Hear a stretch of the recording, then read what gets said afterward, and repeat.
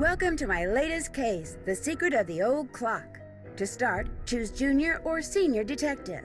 If you're new to adventure games or need some help, click on Tutorials. The year, 1930. The place, the road to Titusville, where we find Nancy Drew behind the wheel of her blue roadster, pondering this question.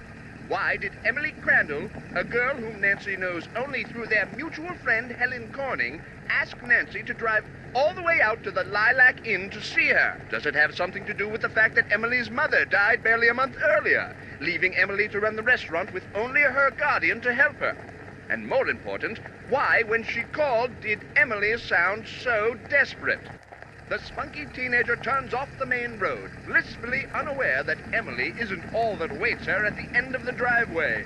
No, Nancy Drew is about to get her first taste of the mystery, intrigue, and adventure that are to become her destiny.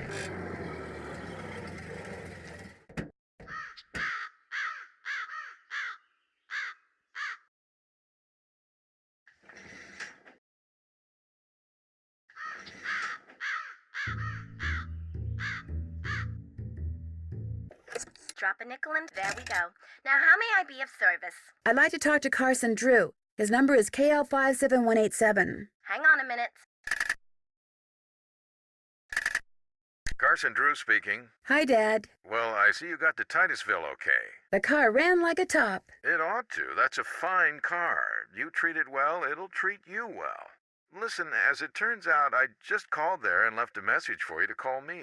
You did? I need to get some documents from a colleague over there. I thought since you were in the area, you could pick them up, save him paying postage. Sure. What's the address? He said he'd just leave them for you at the telegraph office. Just drive into town and look for Tubby Telegrams. He said you can't miss it. Will do. These papers are extremely important, Nancy. I will pick them up, Dad. Good. Remember, watch your gas gauge and get gas when you're low so you don't run out. And try to avoid potholes. The more you hit, the likely it is you'll wind up with a flat. Yes, Dad. And if you do get a flat, take it off and put on your spare, and then head straight to a gas station and get it fixed. Yes, Dad. All right, lecture over. Have you found out why Miss Crandall asked you to visit? Not yet. You've done your daughterly duty, now go see Emily, and after that... I know. Pick up those documents. That's my girl. Goodbye, Dad. Keep in touch.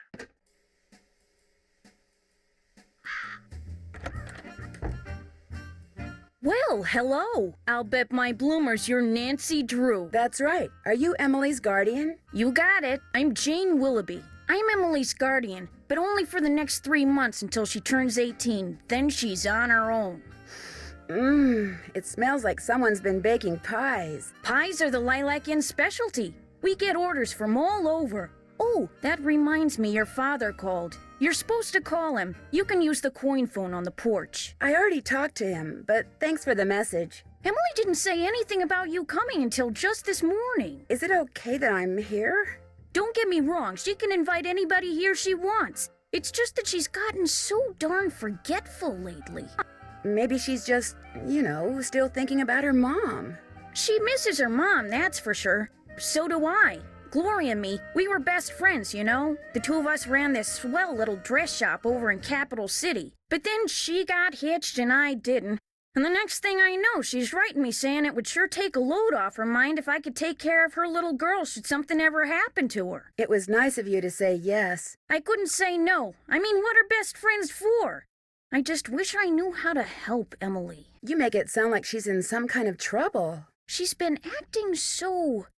Look, go talk to her. She probably just needs to spend some time with a bearcat like you instead of some dumb Dora like me. Go on up, she's in her room. Just make like a Boy Scout and be prepared.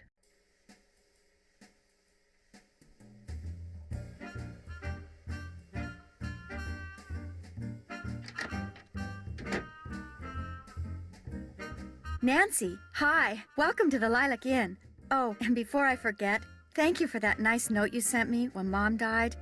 It meant a lot to me. Well, I lost my mom too, years ago. I kind of know how you feel.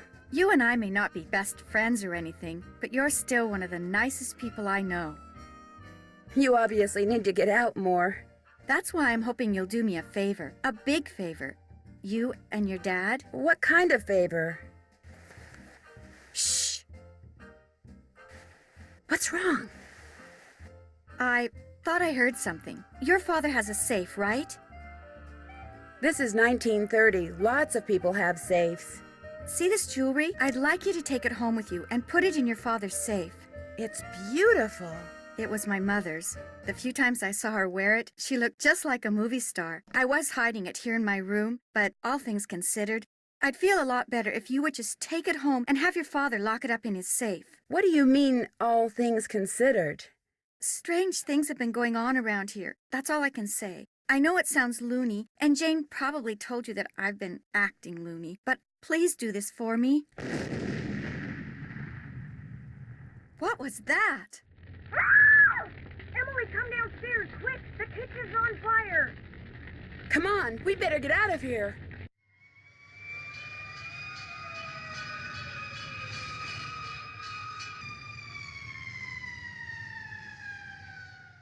This is horrible, just horrible! The fire chief says the stove was completely destroyed and there's smoke damage everywhere. The inn will have to shut down for months, maybe even for good.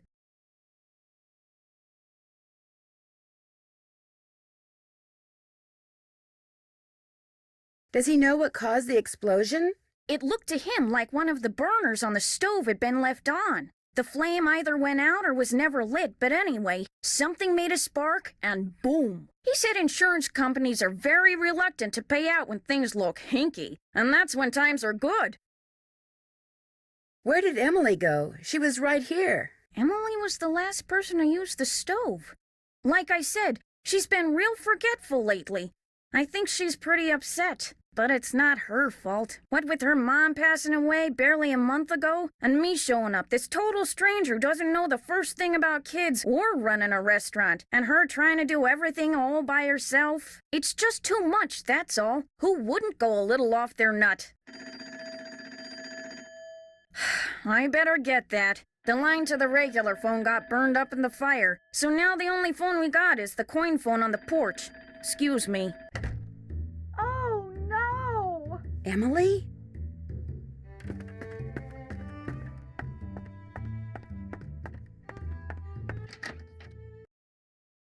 My mother's jewelry! It's gone! Someone must have stolen it while we were all downstairs.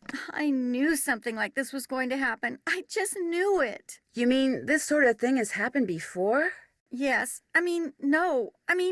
I'd rather not say, but I will say this. I did not leave the stove on. That fire was not my fault. Oh, what am I going to do? Without that jewelry, I don't have a prayer of paying for a new stove, and without a stove, I'll have to sell the inn, and if I lose the inn... I wish Mom were still here. I wish Josiah Crowley had left us the money like he always said he was going to. That's what I wish. Who's Josiah Crowley?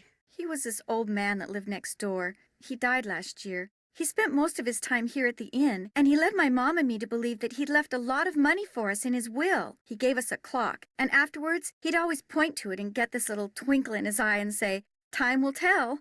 But when they finally found his will, he didn't leave us a penny. Maybe he didn't leave you anything because he didn't have anything.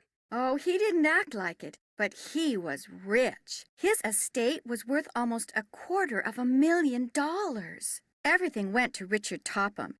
He's this man who claims to be able to help people develop their paranormal powers. Why do you suppose Josiah left everything to him? Josiah was kind of a screwball. One time he showed up at my birthday party dressed as my great-aunt Harriet. I didn't know it was really him until 2 days later. Anyway, he had all these weird hobbies, and he always thought it would be really keen to read minds. Josiah invited Richard Topham to move in so Topham could help him develop his paranormal powers right there in his house. Josiah was a sweet old man, and I do miss him, and he was free to give his money to whomever he wanted. But to get our hopes up like that, and then leave us nothing, it just wasn't like him. Was your mother's jewelry insured?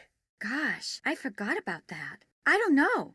Jim Archer, I bet he'd know. He's our banker. I guess I should go talk to him. You don't sound very happy about it. I'm just so bad at business things. And Jane, my guardian, she tries hard, but she's no good at it either. Maybe you could go talk to him. Please? It would be such a big help. Sure. He runs the Main Street Bank. You can't miss it. I'll call him and tell him you're coming. Where is Richard Topham now? He still lives in Josiah's house, which is right down the path out back. His house and the inn were built at the same time by two brothers during the Civil War. How many people knew you kept your mother's jewelry in here? No one. Well, Jane, my guardian, she knew, but I didn't tell anyone else. I'll be back in a little bit. You're the best.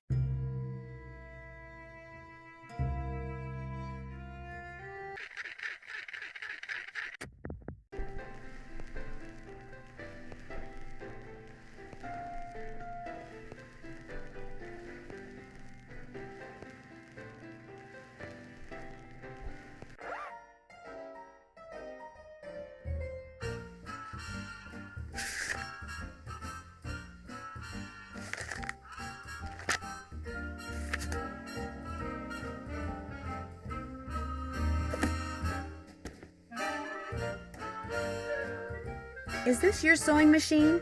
Actually, that belonged to my mom. She and Jane used to be dressmakers. Mom was going to teach me how to use it, but she never got the chance.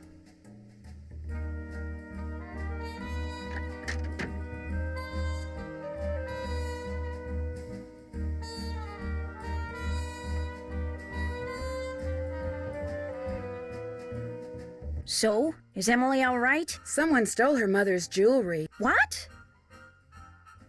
Did you happen to see anyone go upstairs during all the commotion that the fire caused? No.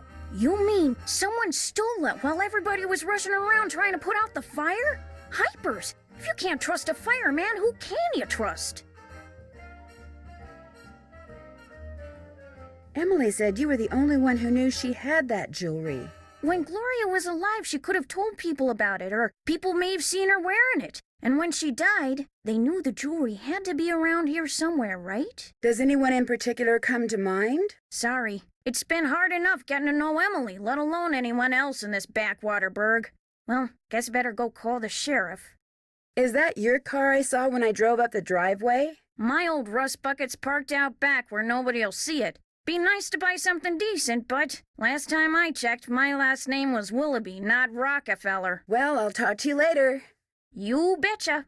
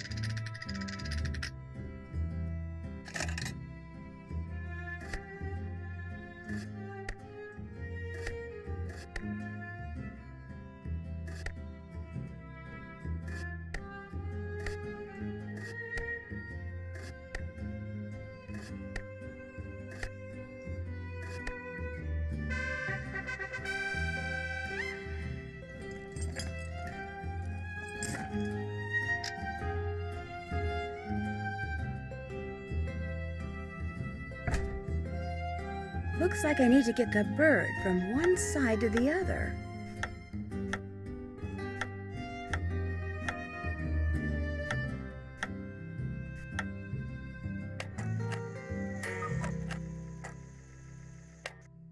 Wonder what this mirror's doing in here.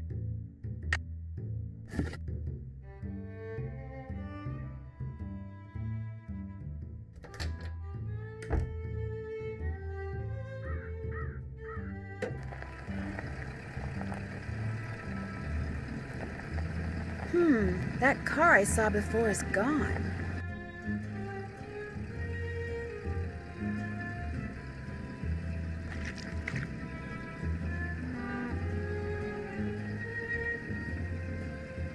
Hello, I'm looking for Jim Archer. Right through that door. Hello, are you Nancy Drew? Yes, are you Mr. Archer? Yes, ma'am. Jim Archer. I'm founder, president, manager, and just about everything else you can name when it comes to this fine enterprise. Did Emily tell you why I'm here? She just said you were coming and that she'd appreciate it if I would talk to you. Terrible thing, losing her mother like that, then being saddled with that restaurant, especially now. My dad says banks aren't doing too well these days.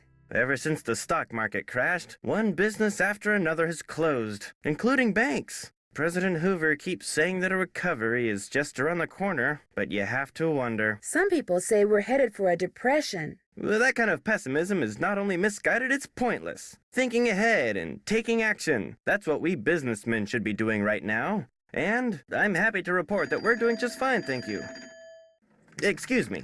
Main Street Bank, Jim Archer speaking. No, I don't. I'm sorry, but... Yes, I know, but... All right, then just bring it by.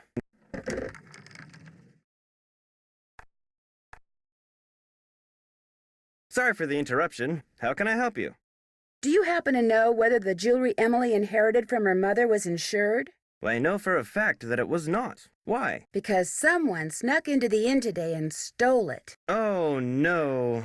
I heard there'd been a fire in the kitchen, but when it rains, it pours, doesn't it? I told Gloria not to let that policy lapse. Did Gloria always rely on you for business advice? Sometimes. You see, I have experience in the law as well as accounting, but in this case, she wouldn't listen to me. She felt that since Josiah Crowley would be leaving her a large sum of money when he died, or so she thought, paying to insure her jewelry just wasn't necessary. How well did you know Josiah Crowley? Well enough for him to name me executor of his will. An executor is the person who makes sure the terms of a will are carried out. Why do you think he wound up leaving Gloria nothing? I have no idea. Truth be told, he'd given me the impression that I would be well taken care of when he passed on too. But when I finally read his will, it all went to Topham. Where did Josiah keep his will? He'd hidden it in a chest of drawers in his house. It took me months to find it. When he named me executor, he said he'd tell me where it was hidden when the time was right. Whatever that meant. How did Josiah die? He was sitting in the public library reading when apparently his heart just decided it was time to stop. Did he go to the library a lot? First Thursday of every month. That's when the fan magazines would come in. Know what his favorite book was? The Make-Up Secrets of Lon Chaney. The will you found in Josiah's house. Is it possible that Josiah didn't really write it? Well, the thought that it could be a forgery did cross my mind. But an expert verified that the will had been typed on Josiah's typewriter and signed in Josiah's hand. But Richard Topham lived in Josiah's house. He had access to his typewriter, and he could have copied his signature. As far as the law is concerned, the matter is closed, Miss Drew. But it's possible that Josiah's real will is still out there. Are you sure he never gave you any clue as to where he'd hidden his will? Whenever I asked him, he said he'd tell me when the time is right. Although, he got a safe deposit box here about 3 years ago. Has it been opened? Topham has tried to claim its contents, but he can't find the key. If Topham can't find the key, maybe it's because it wasn't in Josiah's house. Now, Miss Drew, I wouldn't go jumping to any conclusions. How well do you know Jane Willoughby? You know, Emily's guardian? Not well at all. Met her once or twice. Seemed a little flighty. Do you think Emily's going to be able to run the inn by herself? Times are just too tough. If she's smart, she'll sell before the bills start piling up. I guess I'll be going. Goodbye now. Don't you ever use this typewriter? That used to be Josiah Crowley's. It was the only thing he left me in his will. Naturally, it doesn't work. The keys always jam. October 9, 1929. Dear Mrs. Sheldon, here is the trivet I said you could borrow for your party at Twin Elms. Please take care of it because I will want it back someday. Your friend, Josiah C. I wonder if Josiah ever got his trivet back. Who's Clara? Clara Pickford is this lonely old woman who comes in here every once in a while. Took a shine to me for some reason. Insisted on giving me that picture. Where did you get this clock? Josiah Crowley gave it to me. It stopped keeping time the minute he walked out the door. It would sure be nice to be able to open this thing. Is this your car? Yes, it is. Bought and paid for.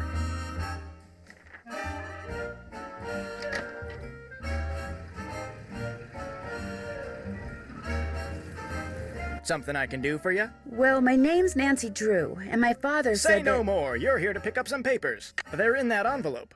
Thank you. You're welcome. Say, is that your roadster out there? Yes, it is. Did I park somewhere I shouldn't have? No, it's just that my regular driver never showed up today, so I've got no way to deliver all these telegrams.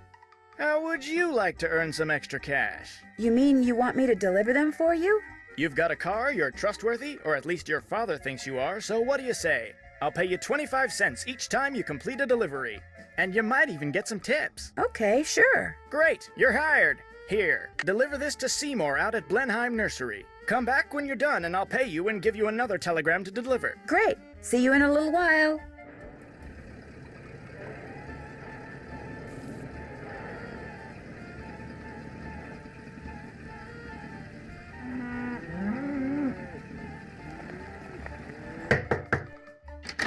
Mrs. Sheldon? Yes? My name's Nancy Drew. I'm a friend of Emily Crandall's. Get on with it, dear.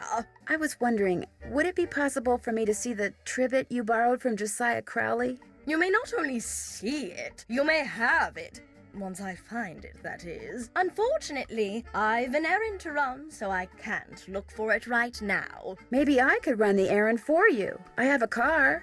So I see. A rather expensive car at that. Very well, Miss Drew. Go fetch my bridge cards from Miss Drakowski, and upon your return I shall present you with that trivet. Who's Miss Drakowski? The local telephone operator. You can find her at her house, or Titusville Telco, as she insists on calling it. The switchboard is in her parlor. As you can imagine, she never entertains. I, on the other hand, am expecting company within the hour, so do hurry.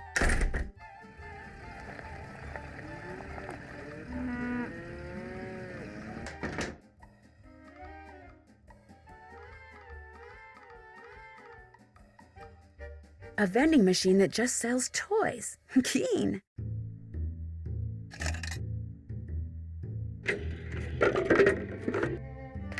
You never know when you're gonna need a toy.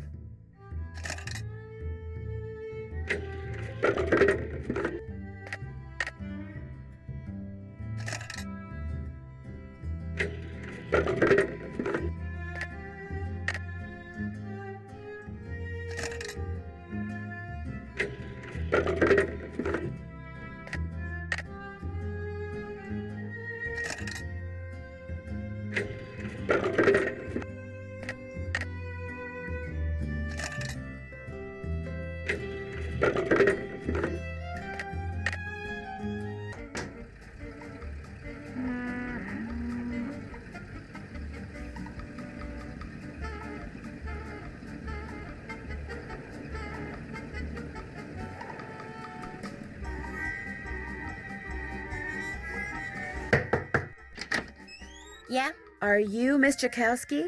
Yeah? And you are? Nancy Drew.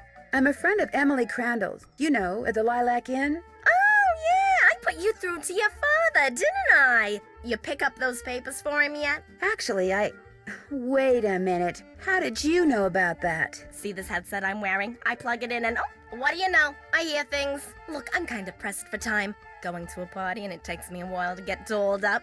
What do you need? Mrs. Sheldon asked me to pick up her bridge cards from you. Tell you what, I'll get you those cards if you drive that fancy car of yours over to the orphanage and pick up some raffle tickets from Mrs. O'Shea. I should be able to unload a ton of them tonight. I'd be happy to. Good, I gotta go. Yeah, I'm coming.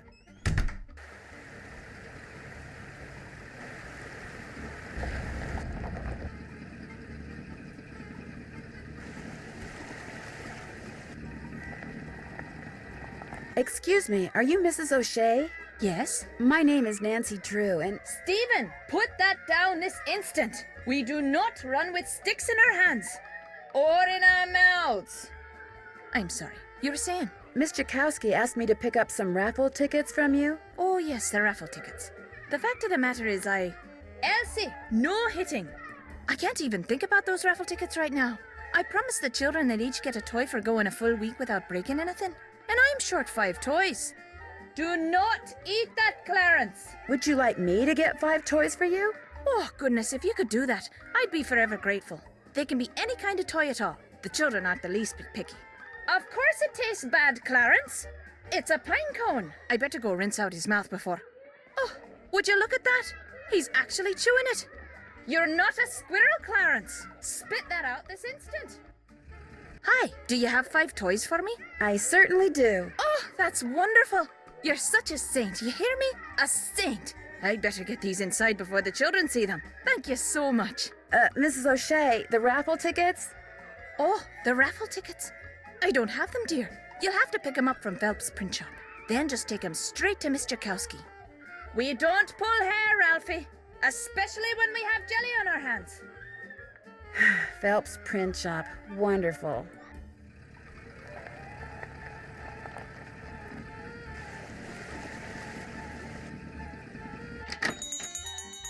Sorry, young lady, I'm about to close. I'm just here to pick up the raffle tickets you printed for Mrs. O'Shea. Aw, darn it. I did tell her I'd have those done today, didn't I? Well, I'm sorry, but they're just gonna have to wait until tomorrow. Oh, but I need to have them today. And I need to go fishing. Fishing?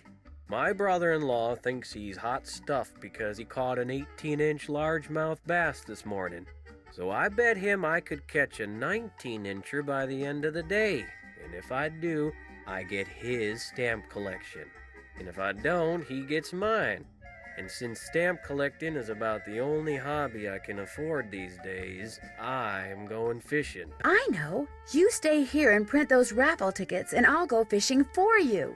Not everybody can catch a 19-inch largemouth bass, you know. It takes skill and muscle and brains. Bass are pretty smart.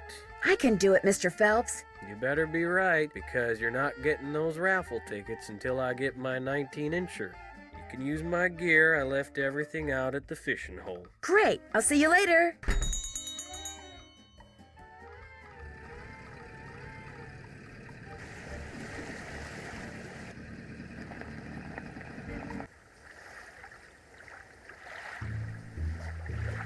First thing I need to do is bait my hook. Ooh, yuck.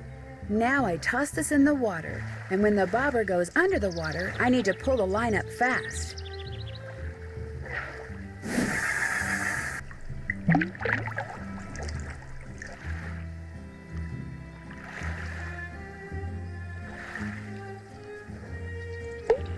I got a fish!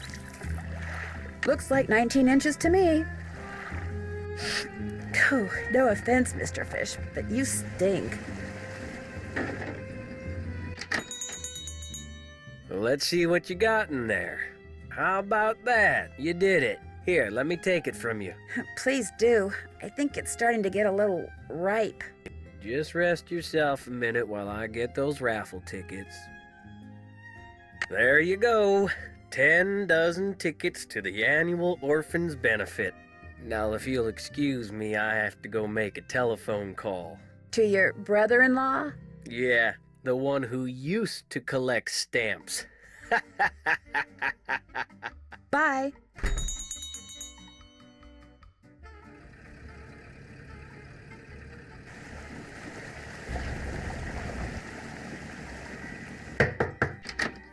Hi, you got those raffle tickets for me? I sure do. Great. And here are Mrs. Sheldon's bridge cards. One of the gals spilled Moxie all over them, but I cleaned them up real good, so let's not tell Mrs. Sheldon, okay? Okay. Thanks for your help, Miss Jakowski. Thanks for your help. Bye now.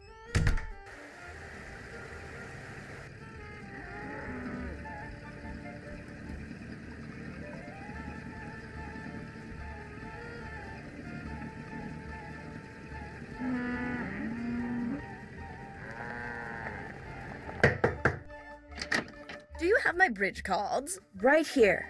Good. And here is Josiah's trivet. I didn't realize when I asked to borrow it that it was such an eyesore.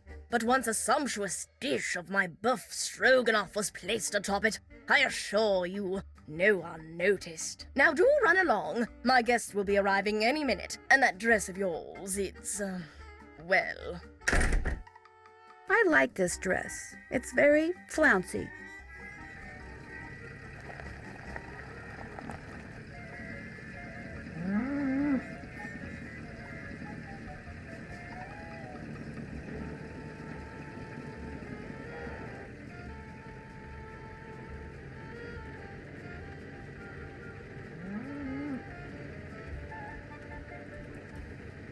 Hello, I've got a telegram for Seymour. Just leave it on the desk there.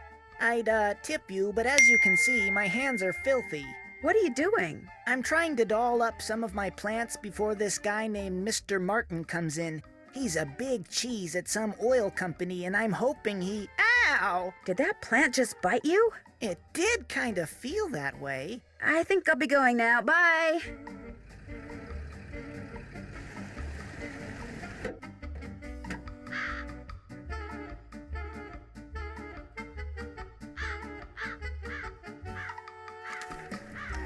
Got it. Looks like someone recently had a key appraised.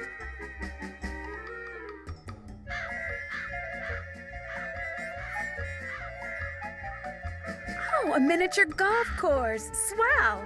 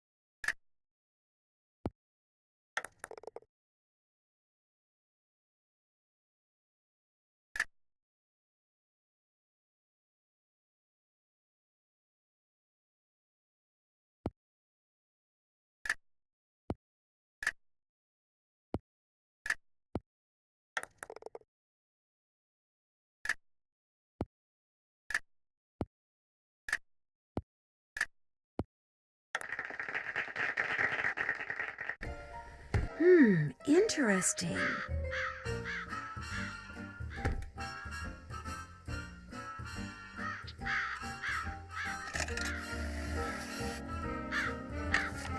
Looks like I'm supposed to put my scorecard in here when I'm done. It Looks like the ball and putter go here.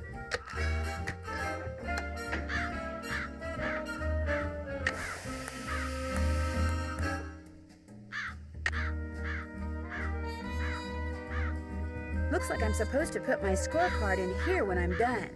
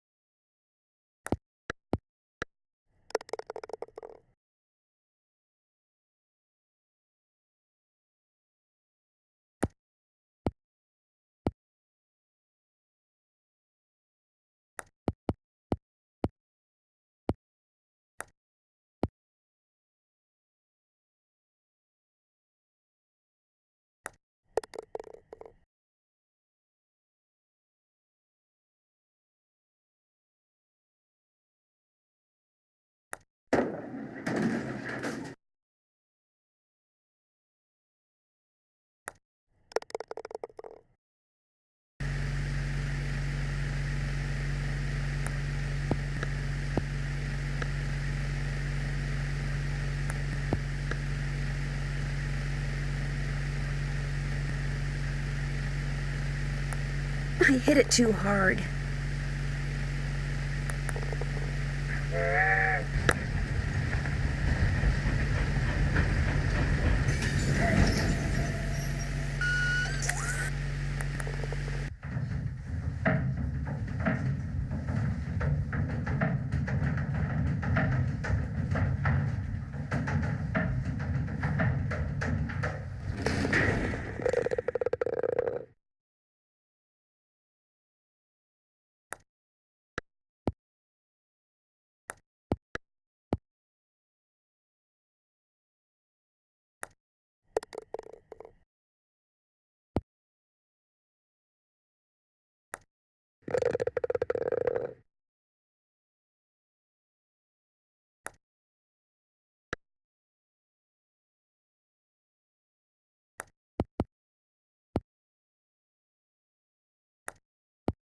I hit it too hard. I hit it too hard.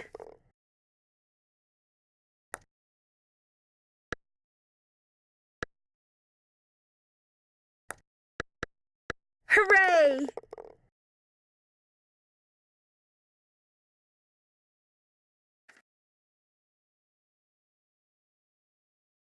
Looks like I'm supposed to put my scorecard in here when I'm done. A little toy pony.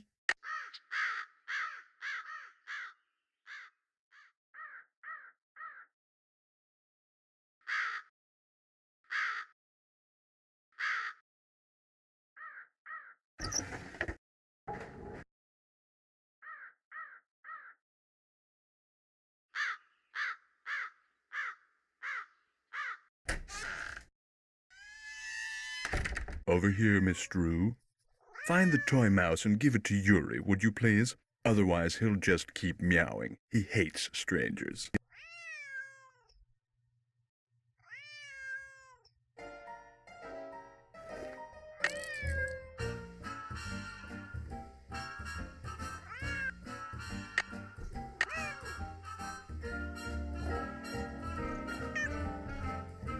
How nice of you to drop by. And thank you for walking instead of parking in the driveway. I'm expecting a pupil. I'd hate for her to have to park on the road. Mr. Topham? Richard Topham at your service. What were you doing just now? I was in the process of trying to make these spoons move by using nothing but my own psychic energy. Have you ever focused sunlight through a magnifying glass until it was a minute yet searing point of light, Miss Drew? Yeah, I guess. You see, that's what I do with my cerebral emanations, my thoughts. I focus them until they're a beam of pure energy which ultimately disrupts and transforms the molecular force field surrounding the target object. Is that what you teach people in your school? How to beam their thoughts? I take them through exercises designed to help them increase their output of phantasmic energy. If you want to sign up for an introductory session, I believe I have an opening today. What I'd really like to do is talk about Josiah Crowley. Oh. I'm afraid I'm busy, young lady, far too busy to engage in idle conversation.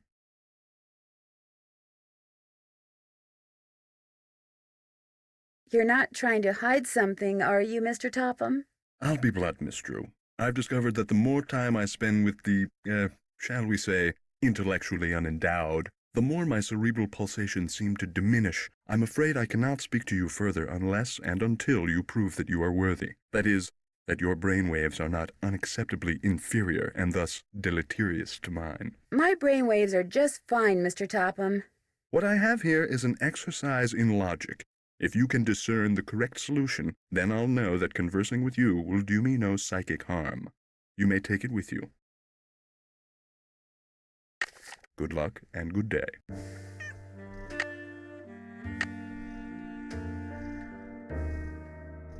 That looks right.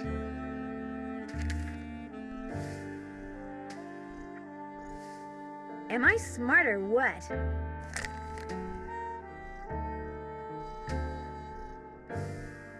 I'm getting there. That looks right. Am I smart or what? Am I to assume that you have the correct solution to that logic problem? Right here. Let's have a look. Why, you appear to have indeed found the solution. Well, since you've proved yourself to be intellectually above average, which means talking to you should do me no harm, what would you like to talk about? Just what does the word paranormal mean, anyway? The paranormal includes telepathy or communicating by sending and receiving thoughts, extrasensory perception or perceiving that which cannot physically be seen or heard, and psychokinesis, using one's psychic energy to reshape or move objects. When and how did you meet Josiah Crowley? Last summer, while on my way to the university for a conference, I stopped for a bite at the Lilac Inn. Since it was crowded and I was in a hurry, I agreed to share a table with an elderly gentleman who, like me, was by himself. As soon as I told Mr. Crowley who I was and what I did, well, he insisted that I give him a training session that very afternoon, and was so thrilled with his progress that he demanded I stay and teach him everything I knew. So it was his idea that you set up your school in his house? Oh, I know rumor has it that I somehow tricked him into it, that I insinuated my way into his home, but I assure you that was not the case. Were you surprised when you found out that Josiah had left you everything? Delighted? Yes. Surprised? Not really. Josiah was all alone, you see, surrounded by people like the Crandalls and that banker, Jim Archer, people who were nice to him only because they knew he had money. What's in the carriage house that's out back, do you know? That was Josiah's workshop. I assume it contains even more detritus. Would it be okay if I looked around? Go right ahead. The place is more like a museum than a house. Josiah was a man of many, many interests. I'll be right here if you have any questions. Was this Josiah's clock? Everything in here was Josiah's.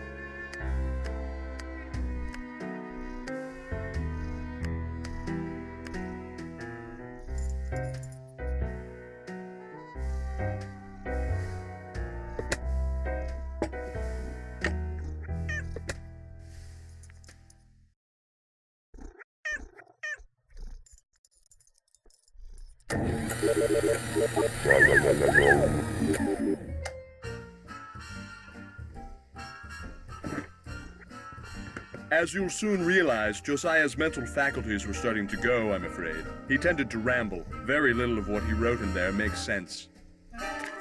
What are you when you win barred bounce? What poet is the cat's meow? What will Para, my miniature golf course, get you? What's Gloria's middle name? Becoder is in the rivet. 2 to the right.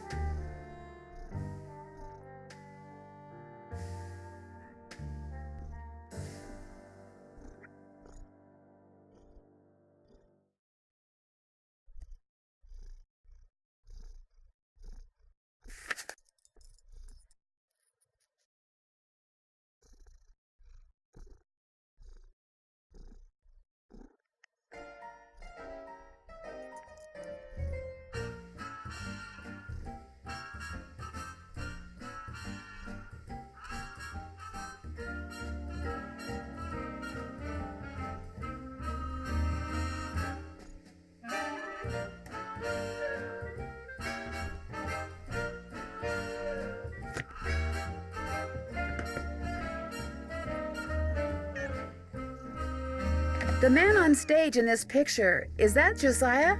Yes, that's from a production of A Midsummer Night's Dream that he directed and starred in. It closed after 2 nights, but he didn't care. He loved that play.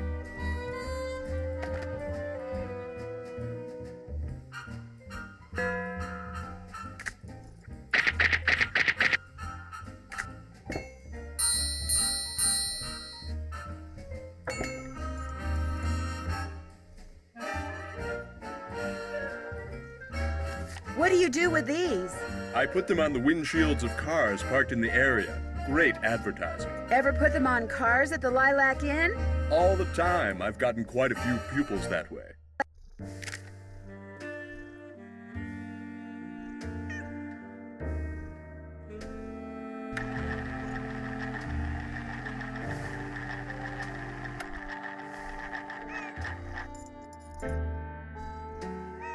Now what? What do you think happened to the key to Josiah's safe deposit box? Josiah no doubt lost it. He had a terrible memory, poor fellow.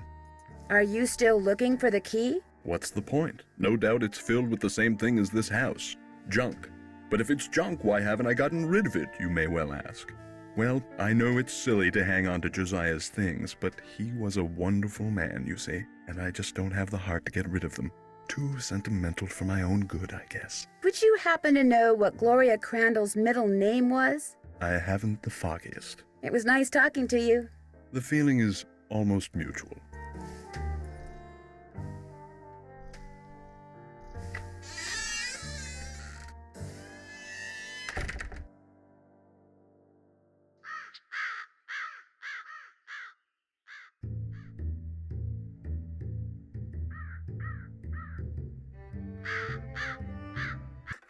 Drop a nickel into the slot. Very good. Now, How may I be of service? Hi, Mr. Kowski. Could you please connect me with my dad? His number is KL57187. Hang on a minute. Carson Drew, Hi, Dad. did you pick those papers up yet? Yep. Great. You can give them to me tonight when you get home from Emily's. So, what else have you been doing? Emily invited me to Lilac Inn because she wanted me to have you lock her mother's jewelry up in your safe. Only someone stole it before I could take it with me. Stole it? Good gosh. That was right after the stove in the kitchen exploded. The stove exploded? Sounds to me like you'd be well advised to cut your visit there short. No, I want to find out what's going on. I have to find out what's going on. You have to? Well, yeah, you know. Emily just lost her mom, and she's worried about losing the inn, and her guardian's all wet when it comes to helping out, and... And the truth is, you are so curious that you feel like you'll absolutely burst if you don't find out why all these weird things have been happening, right? Yes. Don't worry, I know the feeling. You're a chip off the old block, I'm afraid. Well, as long as you're like me in one other way, you should be fine. What way is that? Smart? Careful. I'm earning money by delivering telegrams for Tubby's Telegrams.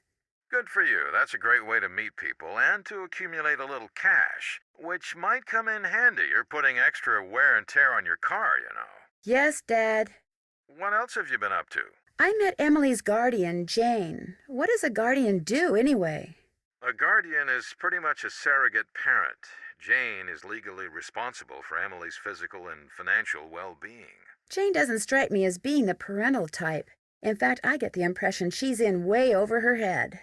Fortunately for her, it's not forever. Most guardianships end when the ward turns 18.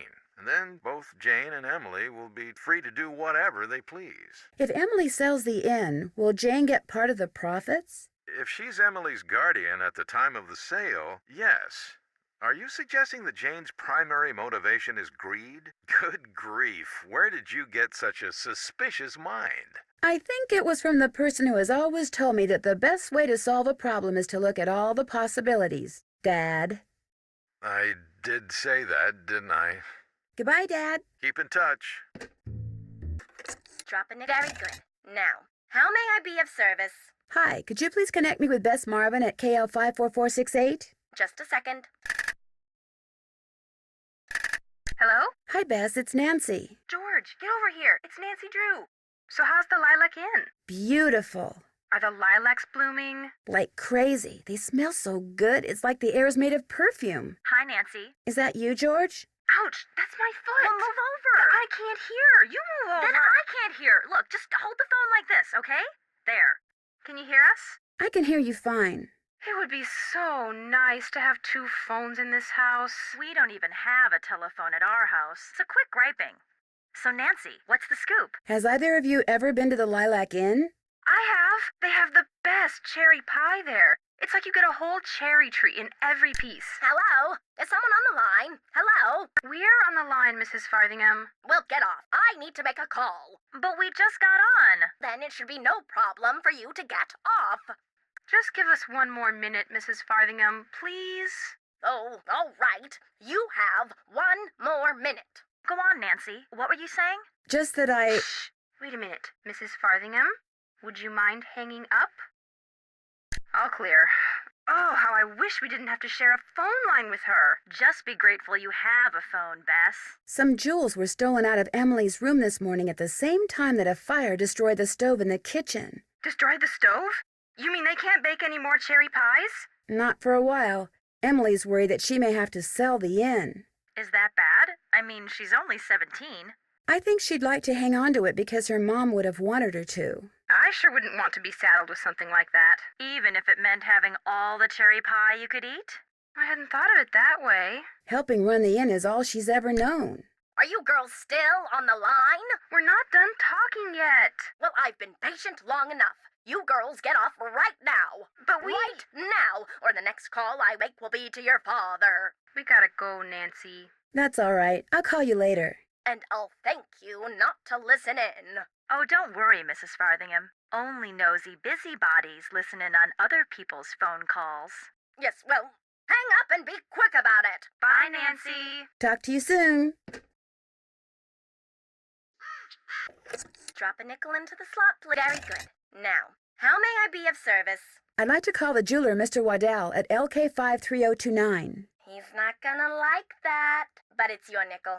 He's not gonna like what? He hates it when people call him. Says if they're too lazy to come in and talk in person, he'd just as soon not bother with them. Oh, well, maybe I shouldn't. Too late. What? I mean, Waddell Jewelry? Hello, I found this receipt for an appraisal you did, and I wondered if you could tell me... Look, I'm busy. If you got something important to tell me, then prove it by getting off your lazy bum and coming down here and telling me eyeball to eyeball. You hear me? Yeah? Then repeat after me. Jeepers. Told ya.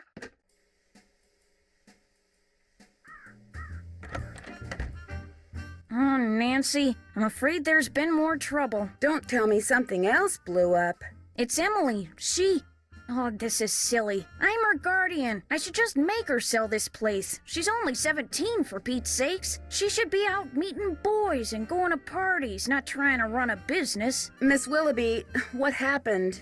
Just go ask her, and make her tell you everything.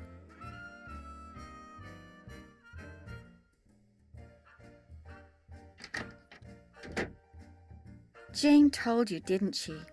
Not really. That picture on the wall over there, I saw it move. I was just sitting here and it moved all by itself. I saw it move, I really did. Last week, a book fell off the shelf for no reason. And before that, I heard these weird noises. And almost every day I hear a voice, like a whisper, coming out of nowhere. Jane thinks it's nerves, but I don't want to talk about this. Did you see Jim Archer? I'm afraid I don't have very good news. The jewelry wasn't insured? No, but I do have some good news, sort of. Shh! Did you hear that? Hear what? Shh! Nothing. I'm going to have to sell the inn, aren't I? You know, it's possible, just possible, that the will that was found was not the will Josiah wrote. You mean he may have left us money after all? No, that's wishful thinking. And I refuse to get my hopes up again because they'll probably just get dashed again. Listen, I feel bad enough that you drove all the way out here for nothing. Maybe you should just go home. Would you mind if I stayed for a while? No, but I really don't feel like being sociable right now. There's nothing for you to do. I'd like to see if Josiah hid a second will somewhere. What are you? Some kind of Sam Spade? Well, just because I've never solved a mystery before doesn't mean I can't. Anyway, there's no harm in trying, right? Who knows? I might turn out to be good at it. Be my guest. Did Josiah ever say anything about hiding his will somewhere? No, but he was always hiding stuff. I know because he was always writing reminders to himself about how to find it. But whenever the subject of his will came up, he'd just say he was happy knowing we were going to be happy when he passed on. Time will tell. That's all he'd say. What was your mother's middle name? Lois. Why? Oh, just curious. Is the clock in the parlor the one Josiah gave you? Yes. I don't know why he gave it to us. It's never worked, and nobody can open it to find out why. Do you have any idea where Josiah may have hidden a safe deposit box key? He could have hidden it anywhere. He always said his favorite hiding place was right under people's noses. I'll be back in a little bit. Thanks again, Nancy.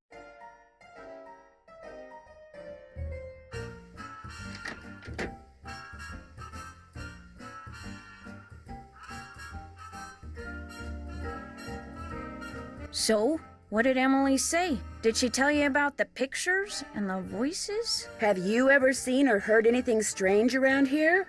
No. In fact, this place is so quiet and dull compared to Chicago that it's a wonder I haven't lost my mind. You know what? I'll bet it's me. I'll bet it finally hit Emily that I'm just not Gloria and never will be, and that running this place is always gonna be all up to her. And it was just more than her poor mind could bear. I'd like to kind of look around. Is that okay with you? You betcha. And keep an eye out for those jewels. The sheriff's not going to investigate. He said since nobody got robbed at gunpoint or anything, coming out here again just didn't seem necessary. Said it sounded to him like the jewelry had just been misplaced.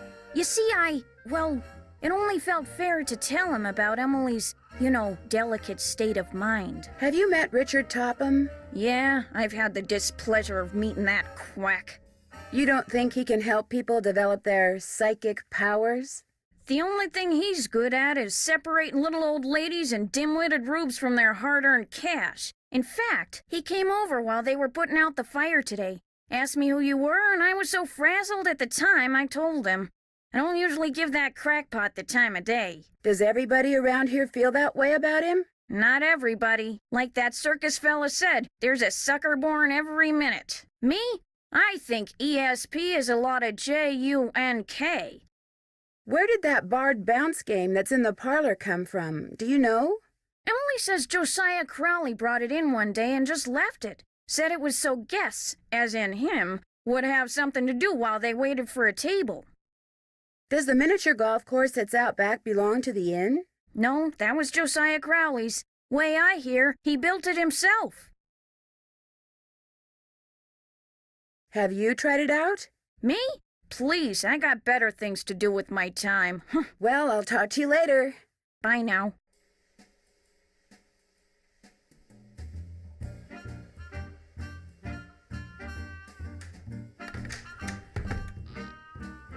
Looks like this lever opens the couch.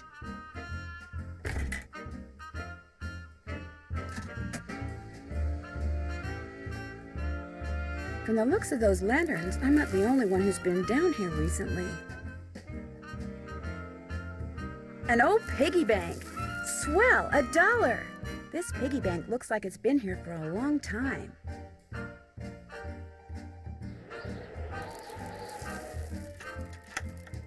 I wonder if those tiles are supposed to make a picture.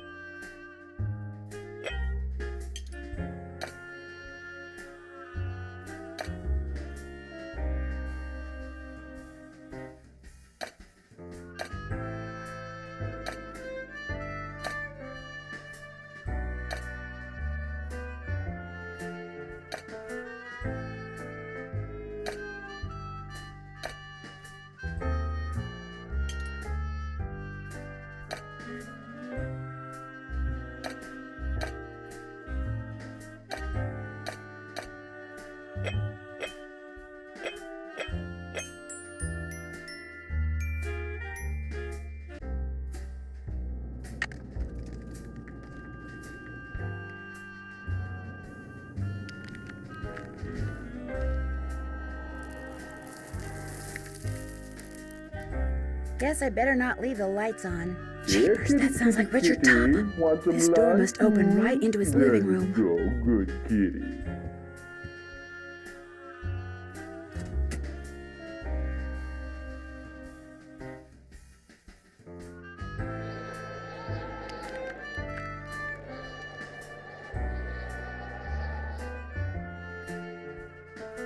Guess I better not leave the lights on.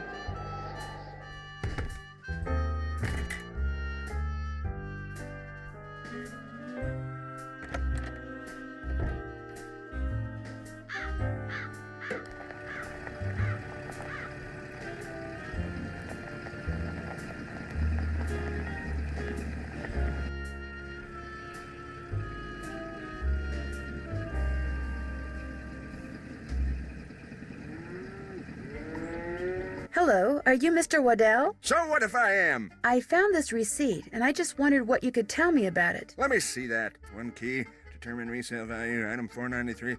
Oh yeah, this was for that key Jim Archer wanted me to appraise. Jim Archer wanted you to appraise a key? It was very ornate, had jewels all over it. Fake jewels, as it turned out. When I told him it was worthless, the cheapskate refused to pay me and told me to keep it. Do you think I could have it? Sure, once you pay the appraisal fee. Which is? $1.50. Here you go. Good. Here's the key. Enjoy.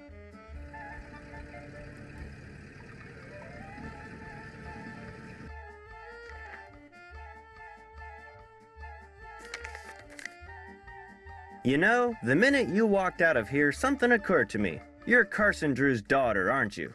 You know him? We went to law school together, only he actually went into law and I wound up here. So how's he doing? Business pretty good? Great. Couldn't be better. That's nice. That's real nice.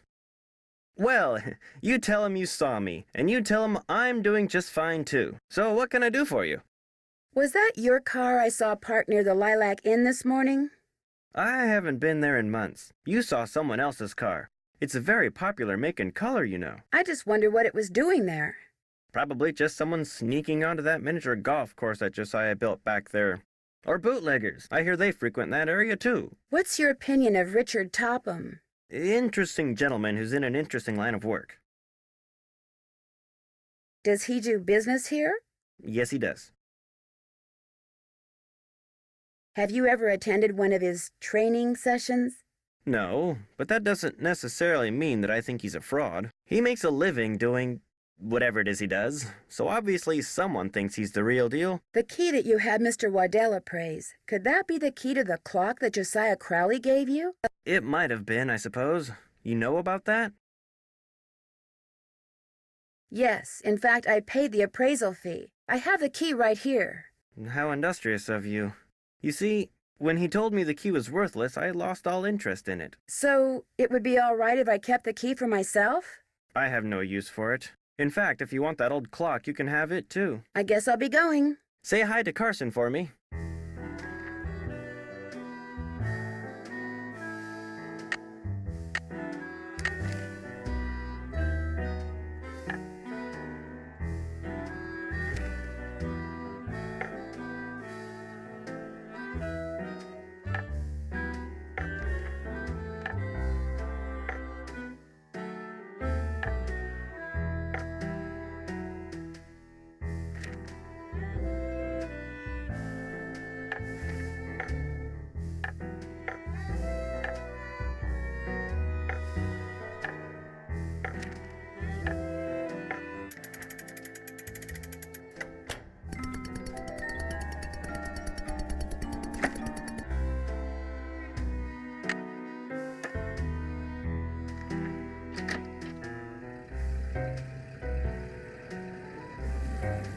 Did you deliver that telegram? I sure did. Good for you. Here's your money.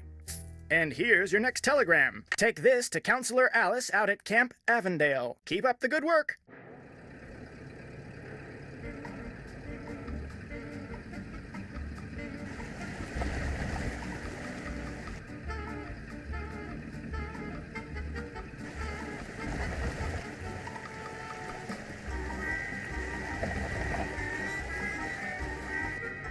Hi, I've got a telegram for a counselor here named Alice. That's me. Hang on.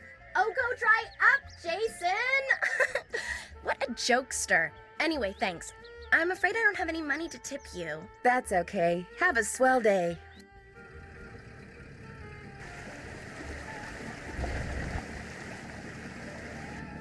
Welcome to Zippy's, where zipless service is zippily zapped and zippy service is the zippiest. Fill her up? Just 25 cents worth, please.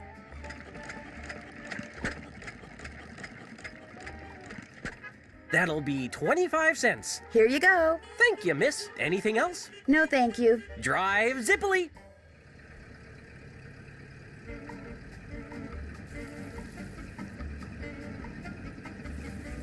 Did you deliver that telegram? I sure did. Good for you. Here's your money. And here's your next telegram. Deliver this to Mr. Jones at Vash's Dairy. Keep up the good work.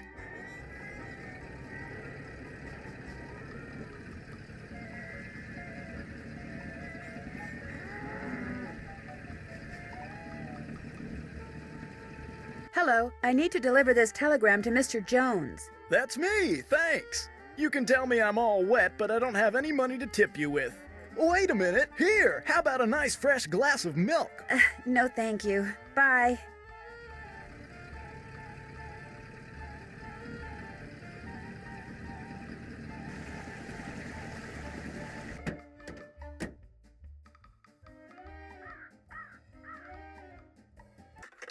Drop a nickel into the... Very good.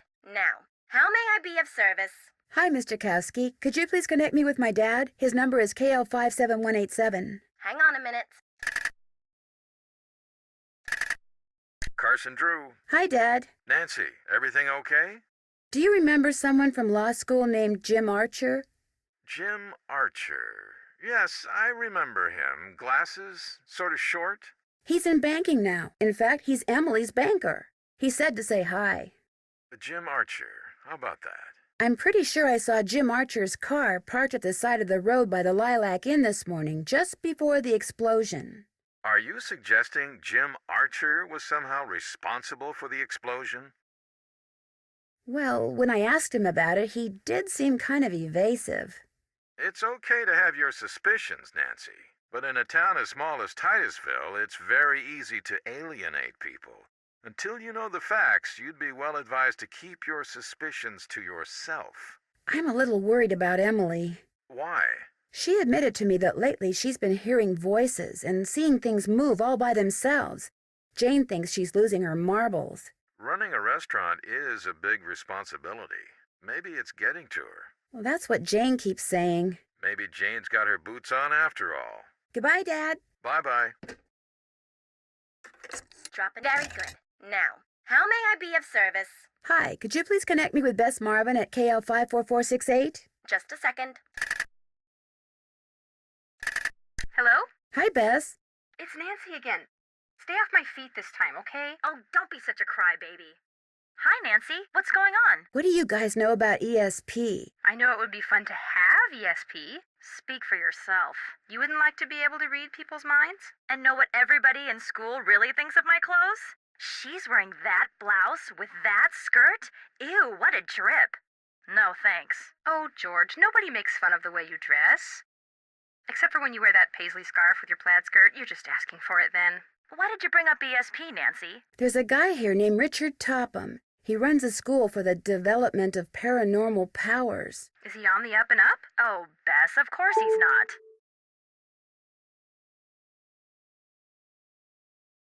Somehow he got an old man to will him his entire estate. Do you think he had something to do with those stolen jewels? Well, as a matter of fact... Shh, hold on. How about you, Mrs. Farthingham? What do you think? Oh, party lines are the pits. When I get my own place, the first thing I'm going to do is get my very own private phone line. And the second thing you're going to do is get 3 jobs to pay for it. Oh, ishkabibble, it'll be worth it. What were you going to say, Nancy? I found a passageway leading from the inn to Richard Topham's, which means Topham may very well have stolen those jewels. No kidding. I may try to sneak into his house when he's busy with a student and see if I can find them. You sound like a police detective or something. Wait a minute. Have you been reading Dash Hammett stories again? Maybe. Well, just remember, whenever you're around this Topham guy, say the alphabet over and over to yourself. Bess, what are you talking about? It'll keep him from reading her mind. You're out of yours, you know that? Ah, go chase yourself. I'm trying to find out why Josiah Crowley went around giving people these weird clocks. Who's Josiah Crowley? He was this old man who told Emily he was leaving something to her and her mom in his will, but wound up leaving practically everything to Richard Topham instead. Maybe he was, senile. From what I gather, he was just the opposite. Is there anything inside them? I'm trying to figure that out, too. Achoo! Mrs. Farthingham, are you on the line? I was just checking to see if it was clear. I'll bet she was. Apparently, Josiah Crowley hid mirrors in the clocks he gave people.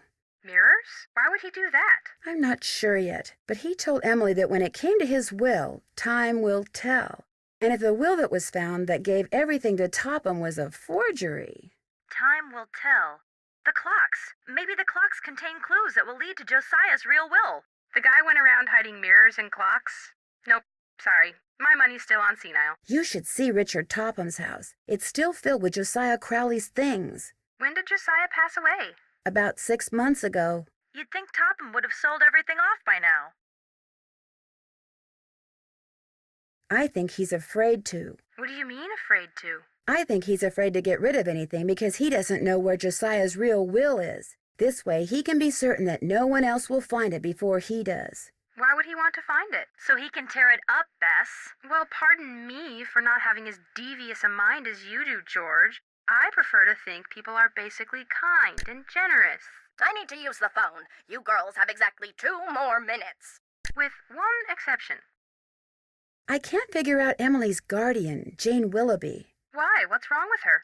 Nothing, really. She just seems so eager to believe that Emily is mentally unstable and that it's all her fault. Does she have any kids of her own?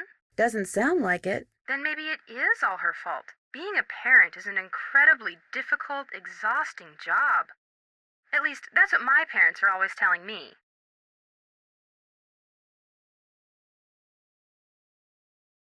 She keeps talking to me about how Jane should sell the inn. Will Jane make any money if Emily sells the inn? She will if Emily sells it before she turns 18.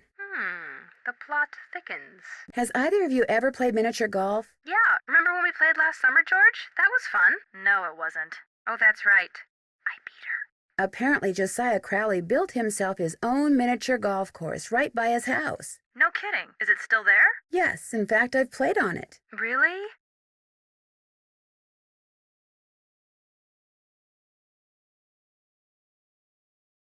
Someone, Josiah probably, left a strange poem on the booth there. Why? Good question. It was probably some sort of oddball reminder to himself. George, when I'm rich, if I start getting eccentric, kick me, okay? With pleasure, Bess.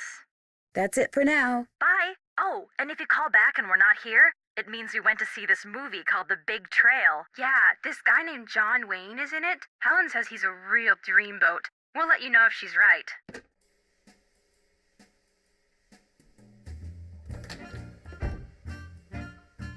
What's cooking? Well, I'll talk to you later. You betcha.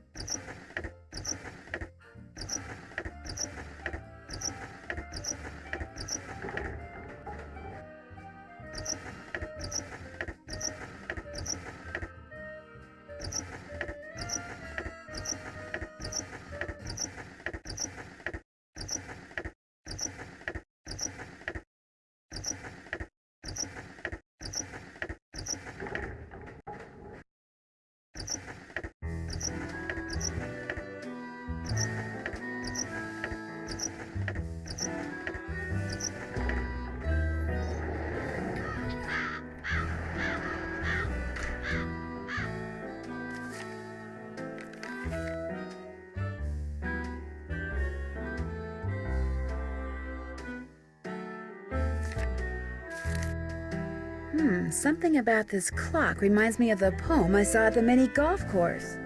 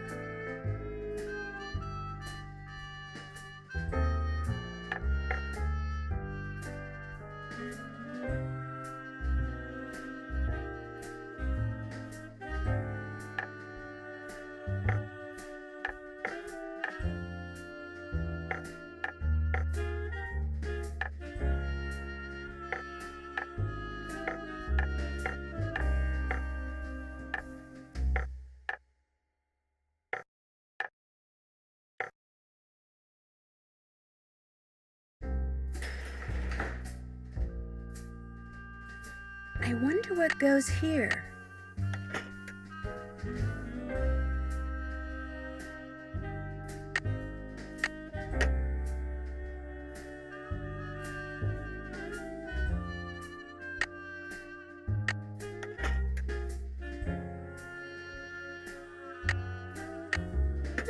If I could let some light in here, I might be able to reflect it off these mirrors.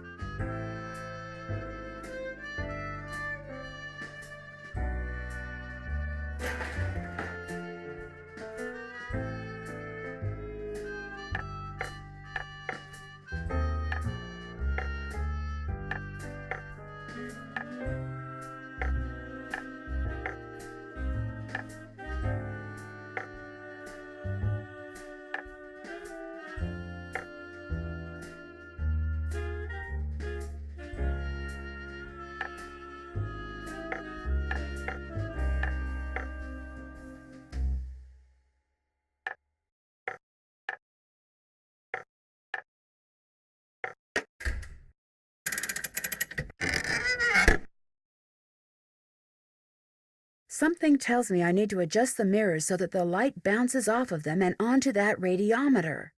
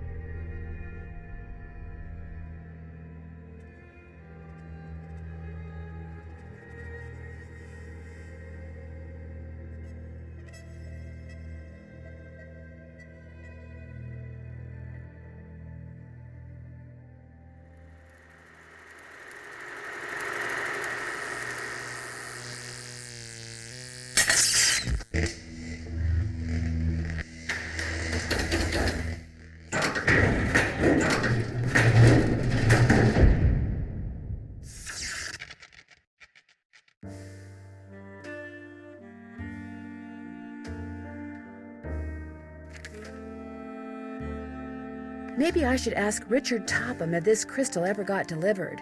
Looks like Josiah was a ham radio operator. Looks like I can't use the radio unless and until I replace the crystal. A part is missing. I've seen these symbols before. They were in that newspaper story about hobos.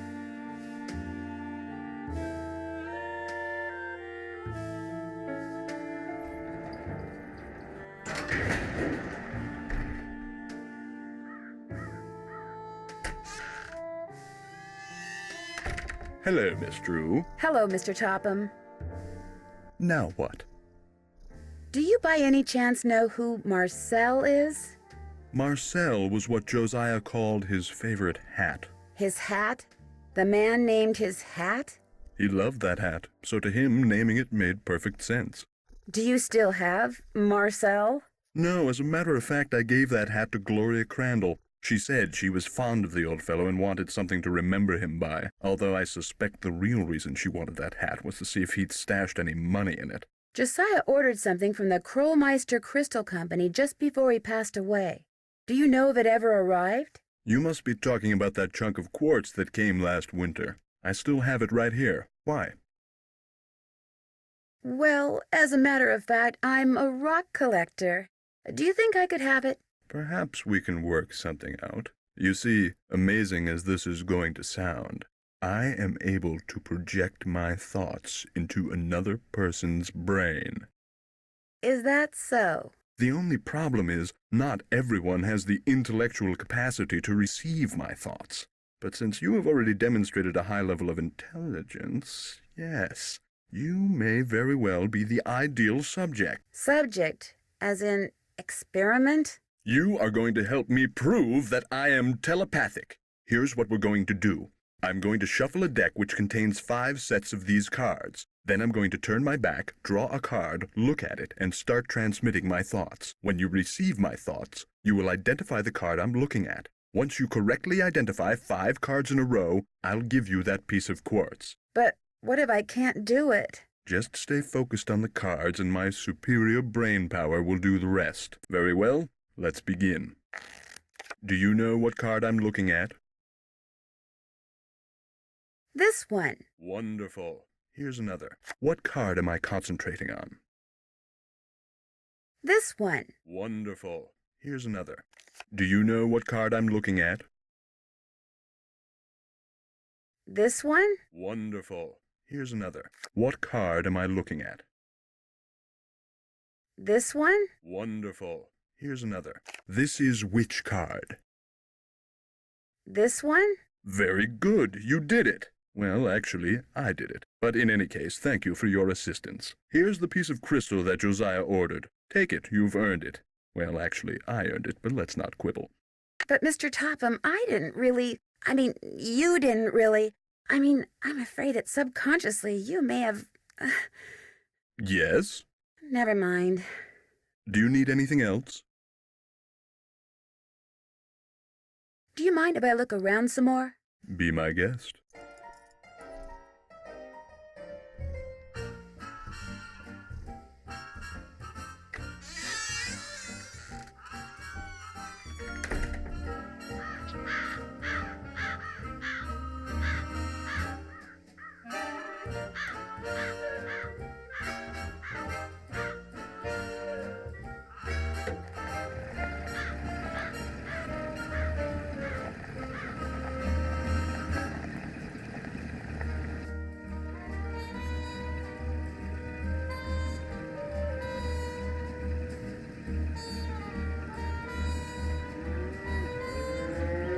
Hello, Mr. Waddell. Now what? I need for you to cut a blank from this piece of quartz. No big deal. Let's see it. The blank needs to be just like the one you made before for Josiah Crowley. Like I said, no big deal. You're gonna have to cough up $2, though. You can pay me when you pick it up. Good day.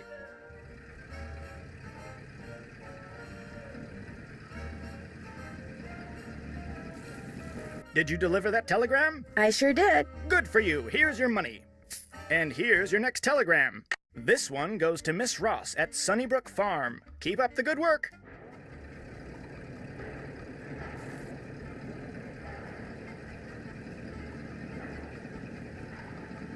Hi, I have a telegram from Miss Ross. My name's Rebecca, and I'm only 10, but I'll deliver it to her for you, I promise. I won't let you down or double-cross you or anything like that.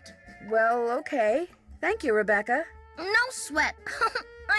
You're welcome.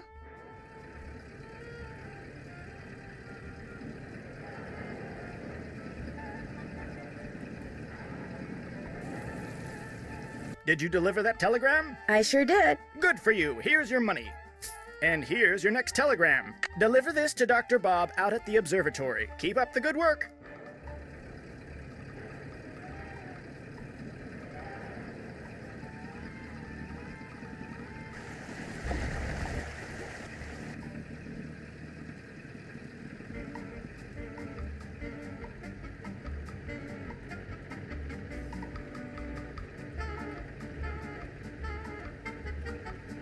I'm supposed to deliver this telegram to Dr. Bob. That would be me, thank you. Wow, that's a big telescope. Come back after dark and I'll let you take a look. You can consider it your tip. I may just do that. Bye-bye.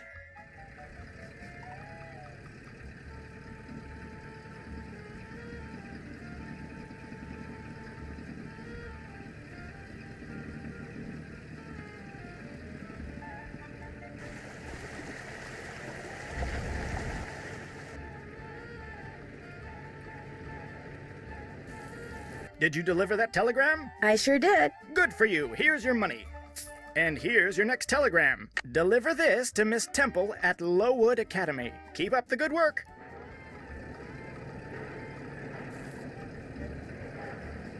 Hello, I've got a telegram for Miss Temple. I am she. We teachers don't get paid much, you know. I understand. Did this by any chance used to be the Brewster Academy? Why, yes it did. Thought so. Bye.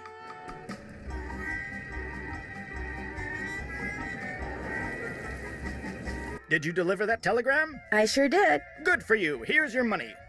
And here's your next telegram. This one goes to Dr. Ackerman out at the Deer Mountain Resort. Keep up the good work.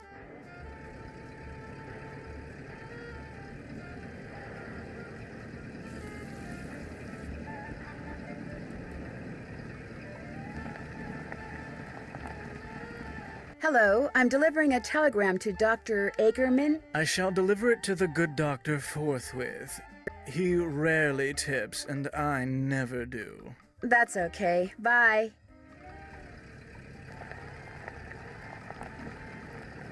I've only got half a tank of gas left. I should gas up before I forget. Welcome to Zippy's, where zipless service is zippily zapped and zippy service is the zippiest. Fill her up? Just 50 cents worth, please.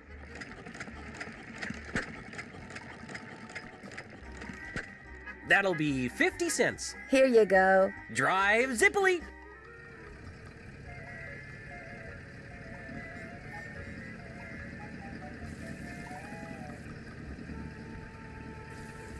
Did you deliver that telegram? I sure did. Good for you. Here's your money.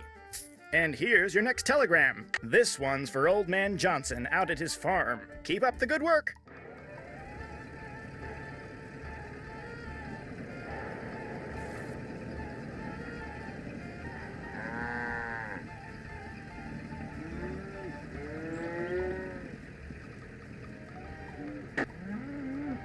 Are you Mr. Johnson?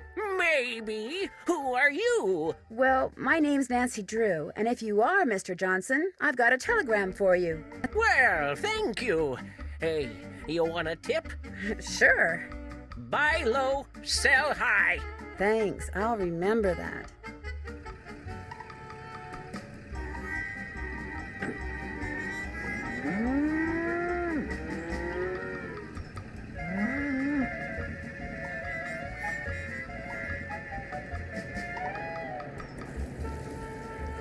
Did you deliver that telegram? I sure did. Good for you. Here's your money.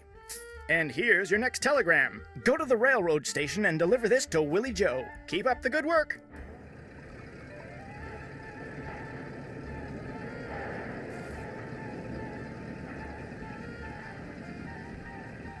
Hi, I'm supposed to deliver this telegram to Willie Joe. Is that you? No, I'm Willie Joe's Uncle John. I see that she gets it, though. She? She, with a capital S. Well, bye.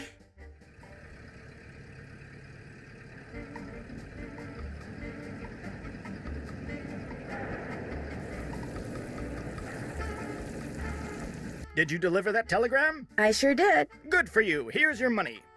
And here's your next telegram. Take this to Phil Connor out at Krollmeister Nails. Keep up the good work.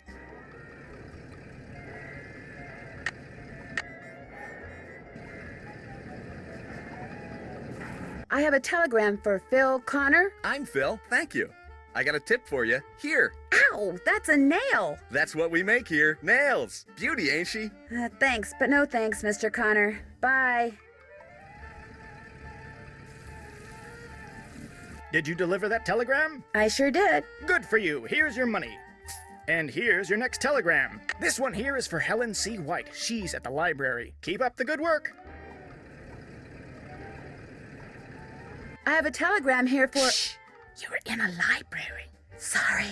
This telegram is for Helen C. White. Who? Helen C. White. Bill and Steve Wright? Helen C. White. Shh! Here.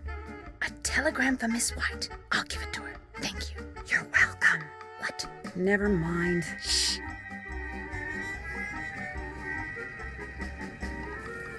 Did you deliver that telegram? I sure did. Good for you. Here's your money. And here's your next telegram. This one goes to Molly out at Vash's Dairy. Keep up the good work.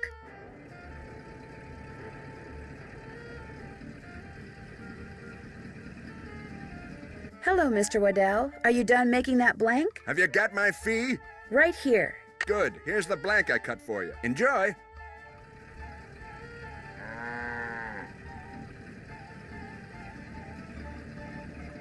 Hi, Mr. Jones. I've got a telegram here for Molly. She's in the milking shed. I'll give it to her. Say, I got some freshly churned butter here. That's okay. Bye.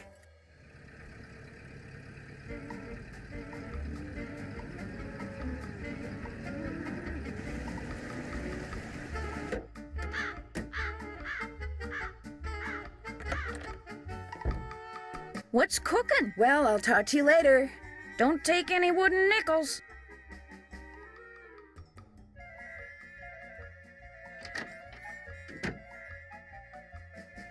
What could have made this picture move? Hi, Nancy. Would you happen to know where your mother put Josiah's favorite hat? Look in the drawer right below me. That's where all Mom's mementos are. I'll be back in a little bit. Okay.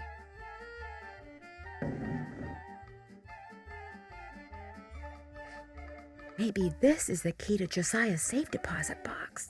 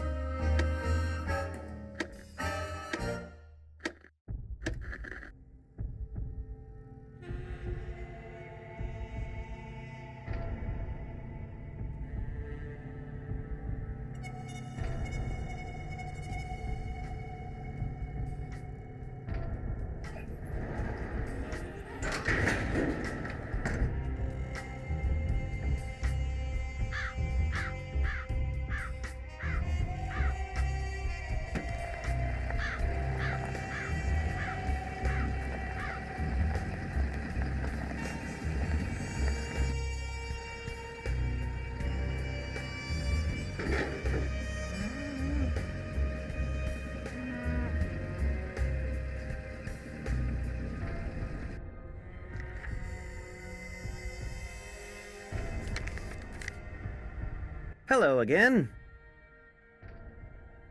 I think I found the key to Josiah's safe deposit box. Really? I have it right here. It is from this bank. May I see if it opens the box? It takes 2 keys to open a safe deposit box, the owner's key and my key. And in this case, I'm under no obligation to open it for you. Oh, but However, were you to do me a small favor... Sure. I hired a seamstress to make a dress for my wife's birthday next week. Unfortunately, the seamstress and I had a falling out, and now I need to find someone to finish the dress. Maybe I could find somebody. How much are you willing to pay them? Oh, the fact of the matter is, the dressmaker quit because I couldn't pay her. I misled you before. Business is not fine. This bank is on the brink of ruin. Oh, I'm sorry to hear that, Mr. Archer. I wanted to get my wife something nice because, well, it might be the last nice thing she gets for a long, long time. Now, Emily once mentioned that Jane used to be a dressmaker. Say no more. Just give me the dress and I'll take care of it. I have it right here. The seamstress said that all the pieces have been cut out and basted together. All that's needed is a sewing machine. When it's finished, bring it back and I'll let you try that key in Josiah's safe deposit box. I guess I'll be going. Come back anytime.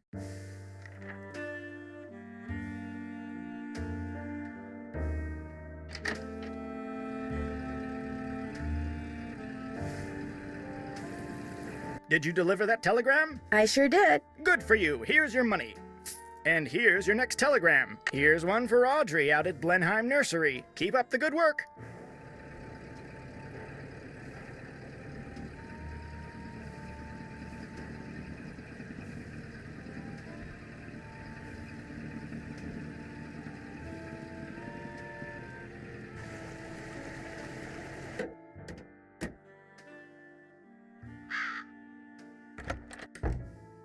What's cooking? Since you used to be a dressmaker, do you think you could help me sew something? Me? Sew? No, I can't. Sewing takes practice, and I haven't sewed a stitch in years. Whatever it is, believe me, I'd wreck it. Then how about giving me some pointers? No can do. Sorry. Well, I'll talk to you later. Alrighty-dighty.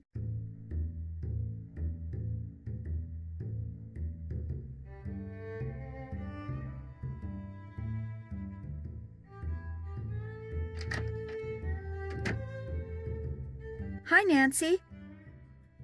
I'll be back in a little bit. You're the best.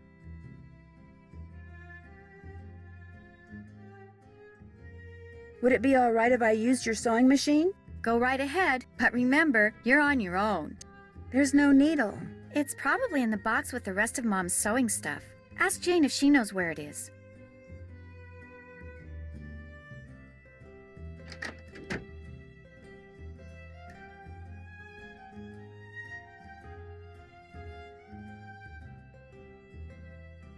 What's cooking? Would you happen to know where the needle for the sewing machine in Emily's room is? I moved all of Gloria's sewing things out of there and put them in a little box. Look, I'm supposed to get the pies we baked before all the hullabaloo this morning ready for the delivery man. They gotta be put in the shipping container just so, or he casts a kitten. This is how he wants them organized. Now why don't you go out on the porch and get those pies ready to go while I look for that sewing box? Sounds good.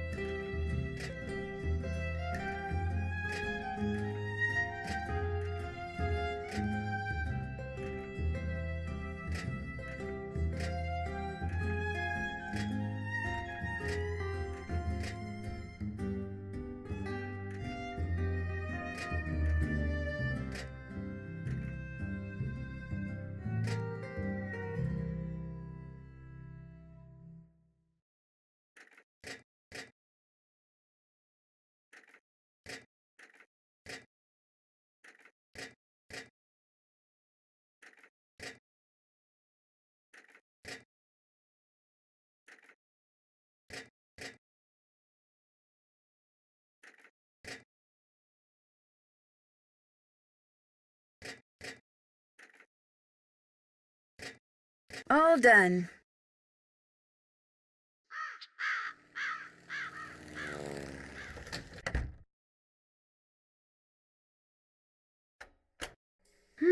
Interesting.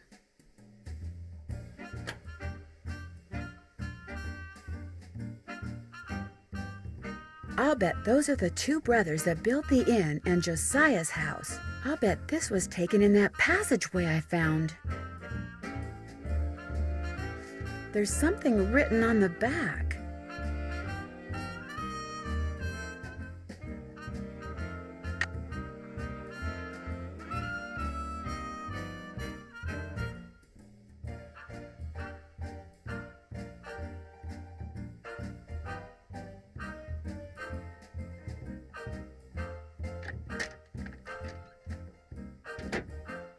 Hi, Nancy. I'll be back in a little bit. You're the bee's knees.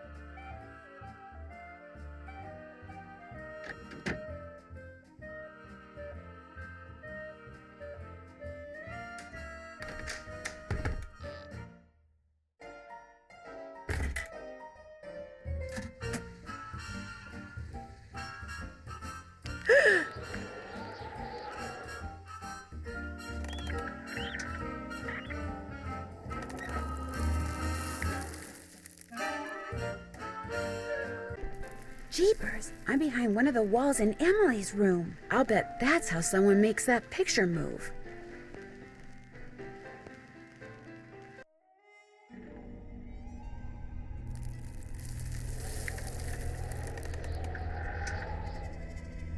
I should ask Jane about the photo I found that allowed me to find that staircase that goes behind Emily's room. Guess I better not leave the lights on.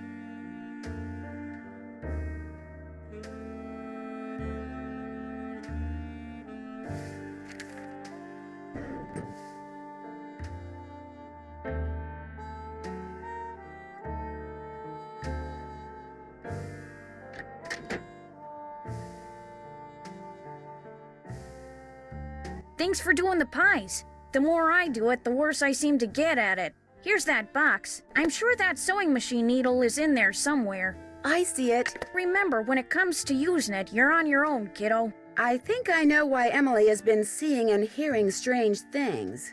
Well, I'm all ears. Tell me. I found a secret passageway that goes from the inn to Josiah Crowley's old house. And off of it, I found a staircase that leads to a space behind a wall in Emily's room. That's the staircase that's in this old picture. You mean the noises that Emily's been hearing? The things she's been seeing? It's because someone's been sneaking around behind the wall in her room? It may even be that someone is trying to scare her on purpose. On purpose? Who would want to do something like that? I was able to open the staircase because I saw the picture I just showed you. And I found that picture on the shelf in your podium. You mean it was right there under my nose? Hold the phone! You think I'm the one who's been sneaking around? Can you think of somebody else who may have had access to that picture? Anyone who's ever been behind this desk could have seen that picture. It's hardly fair to go pointing a finger at me. Maybe Emily will know something about it. She went into town to run some errands. At least that's what I told her to do. Heaven knows she could use some fresh air. Well, I'll talk to you later. Don't take any wooden nickels.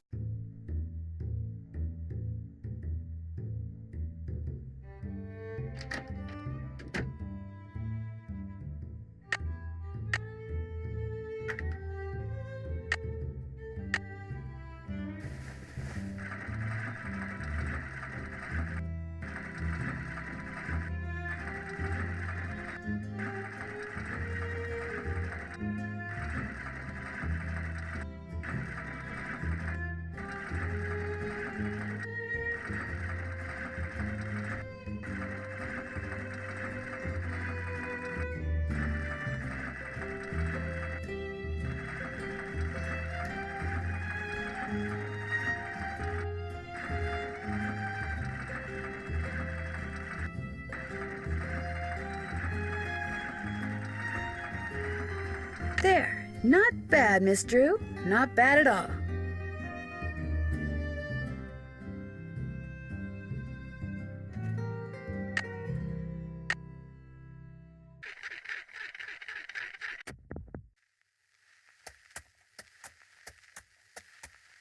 I'll never forget the night it all began. That dark, stormy, fateful night when I decided the time had come to rid the world of the creature. But it would take money to do that, and to get money, I needed to confront my arch enemy, Nick, who had recently become able to transform himself fittingly into a giant warthog. When his forest hideaway came into view, I dismounted and approached the door on foot so I could take him by surprise.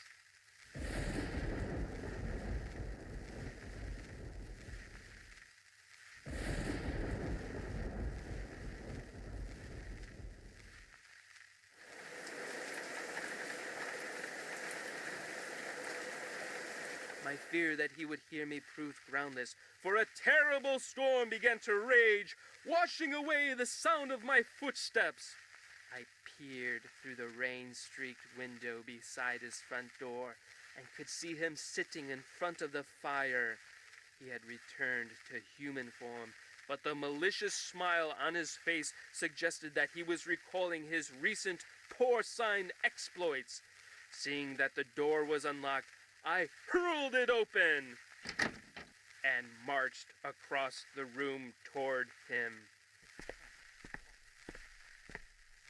"Step away from that bottle of warthog potion," I commanded, "and give me the 20 gold coins you stole from my poor servant."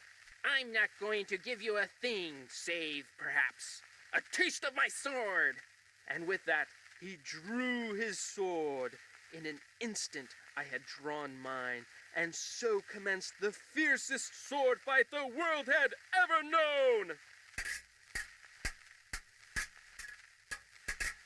The storm raging outside paled in comparison to our battle. To my surprise, Nick's experiences as a lower life form seemed to have improved his skill as a swordsman. I feinted, I parried, and yet victory eluded me.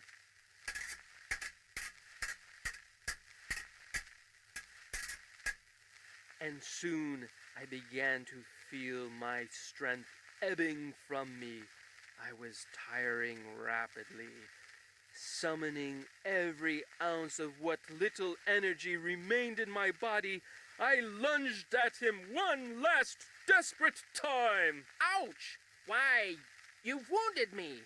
I had managed to wound him on his right arm, just above the elbow. Curse you!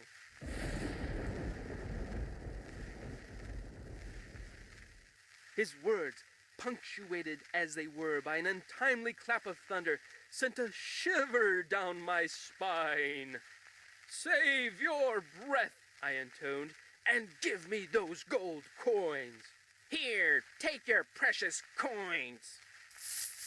He tossed the bag of coins onto a chair, but as I reached for them, he reached for his bottle of potion, and in a matter of seconds, my night had gone from bad to horrible.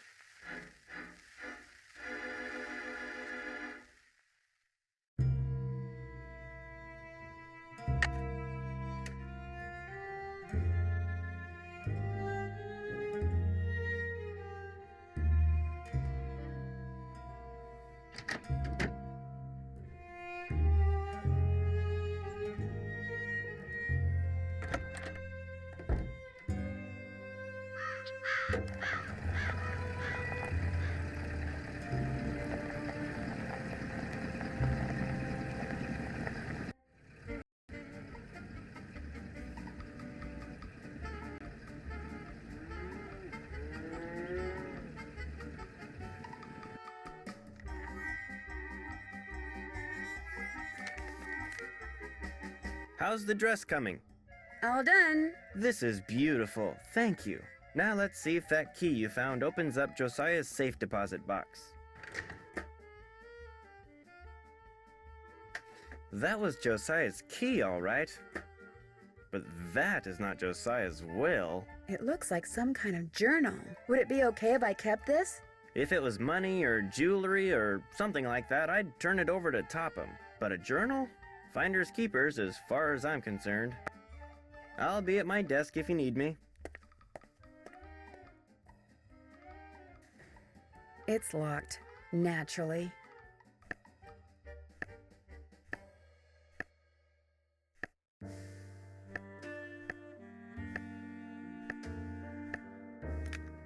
Flute, 7.025 megahertz. Puck! That's who Josiah played in A Midsummer Night's Dream. Pyramus, 7.057 megahertz. Thisbe, 7.050 megahertz. It looks like some kind of record of the people Josiah talked to on his ham radio. Anything else I can do for you? I guess I'll be going. Come back anytime.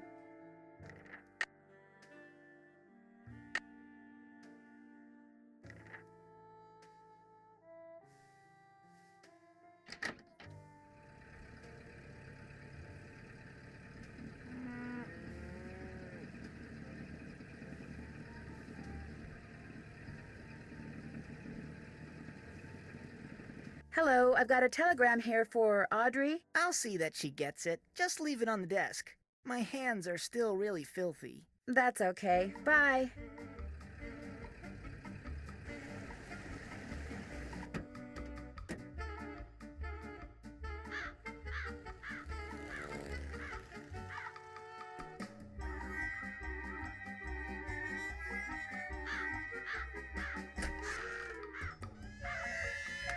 Hello, Miss Drew. Hi, Mr. Topham.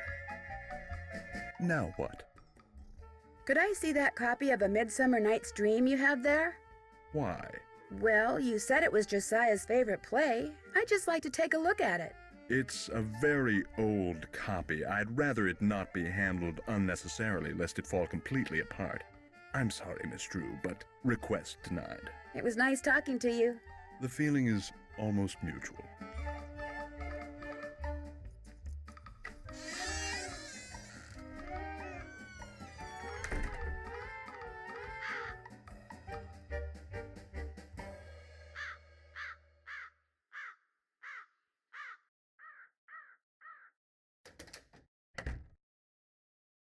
What's cooking? Well, I'll talk to you later. Don't take any wooden nickels.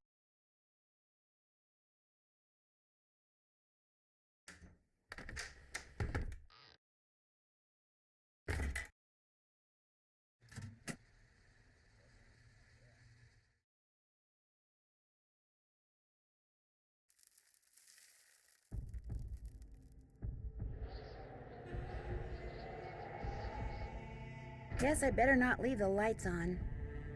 I don't hear anybody.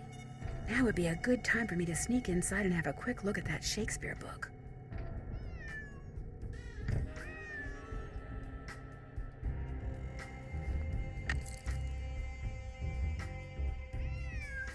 Yori, be quiet. You're disturbing us.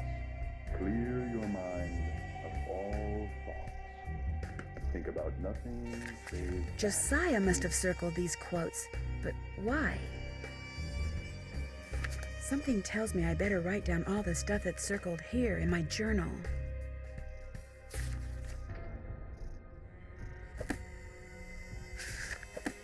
Mr. Topham? Yes, Mrs. Jackman? Is it okay if I blink? Yes, it's okay if you blink. Just keep focusing. Your eyes...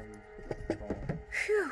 Meet with J. Archer at 9:30 a.m. about money. That's today. Should I concentrate on the top edge or the bottom edge? Either one, Mrs. Jackman. Just concentrate. Mr. Topham? Yes, Mrs. Jackman.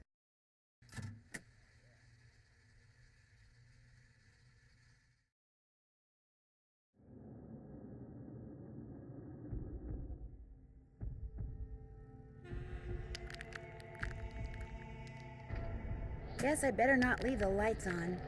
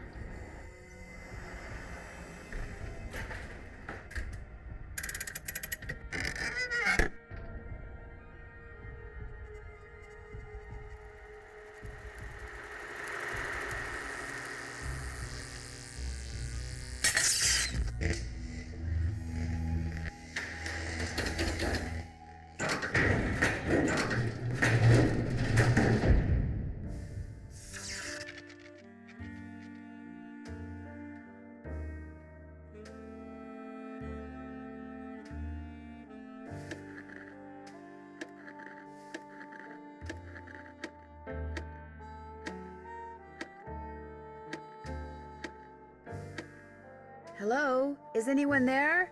Hello? This is Flute, but you sure don't sound like Puck, so explain yourself. My name's Nancy Drew. So where's Puck? Well, I'm pretty sure Puck's real name was Josiah Crowley, and I hate to say it, but he passed away earlier this year. Ah, that's a shame. Heck, I never got to give him his sentence. What sentence is that? Well, see, a while back, Puck dictated a sentence to me and told me that if and when he recited a certain passage from Shakespeare, I was to respond with that sentence. Weird fellow, that Puck. If I tell you the passage, will you tell me the sentence? Well, yeah, sure, I guess. Especially seeing as Puck's no longer with us. Shall we their fond pageant see? Lord, what fools these mortals be. That's it. Here, let me check my logbook for the response. Now I'm supposed to say, leave by road when the owner is in, because then there will be thieves about. Leave by road when the owner is in, because then there will be thieves about? Those were Puck's exact words. Did you know Puck very well?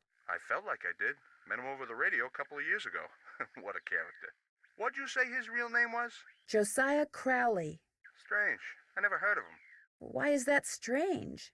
He led me to believe he was this big cheese out in Hollywood, you know, some famous producer, director or something. Said he owned his own studio. He didn't own a studio, and he certainly didn't live in Hollywood. I'll be darned. So he was just lying to me. Well, that's all right. I may have told him a fib or three over the years myself. Like the time I told him I was a scratch golfer. I don't even know what that means. In any case, hope I've been of some help. Over and out.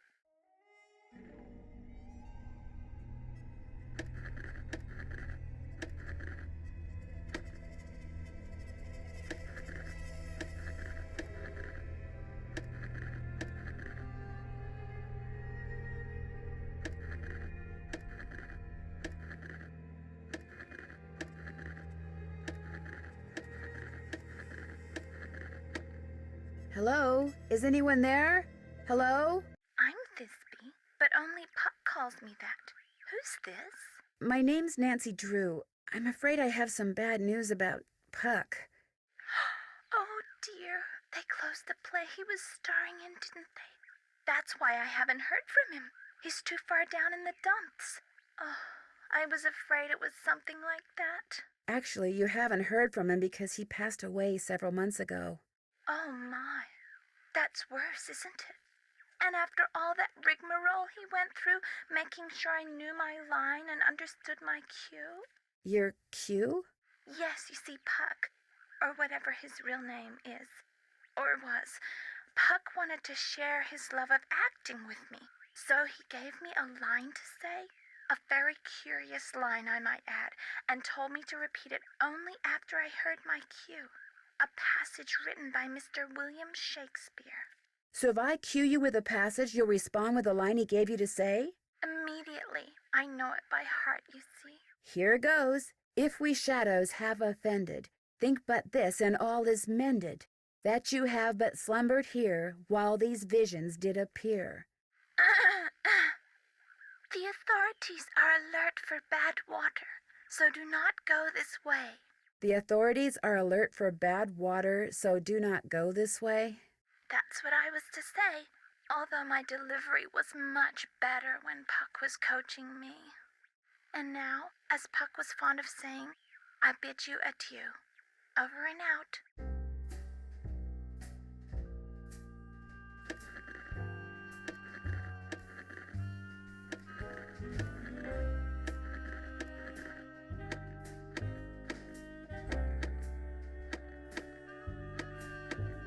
Pyramus, can you hear me? Hello? This is Pyramus. Who are you? My name's Nancy Drew. Does somebody named Puck usually call you on this frequency? Somebody named Puck used to. Apparently he found something better to do. Haven't talked to him in months. Well, that's because he passed away not too long ago. Oh, well, that's a good excuse, I guess. How'd you know he called me Pyramus? I'm a friend of his. I found your name and radio frequency in his journal. So why are you talking to me? Did Puck, ever ask you to tell him something whenever he read a certain passage from Shakespeare? Whenever he rattled off this Shakespeare quote, I was supposed to rattle off this stupid saying he gave me. How did you know about that? Long story. But if I were to rattle off the quote, there's no reason why you can't tell me the stupid saying, right? Well, come to think of it, he never said the quote had to come from him, so yeah, I guess I could tell you. Thou speakest aright. I am that merry wanderer of the night. How'd you know? Long story. What did he tell you to say in response? Wait a minute, I had to write it down. Here, you're gonna love this. A barking dog would do well to hold his tongue in a dangerous neighborhood. A barking dog would do well to hold his tongue in a dangerous neighborhood. I told you it was stupid. I really appreciate your help. Just out of curiosity, what kind of car did Puck drive, do you know? I don't think he had a car. And he tried to tell me he was rich. Over and out. Flute is a character in A Midsummer Night's Dream.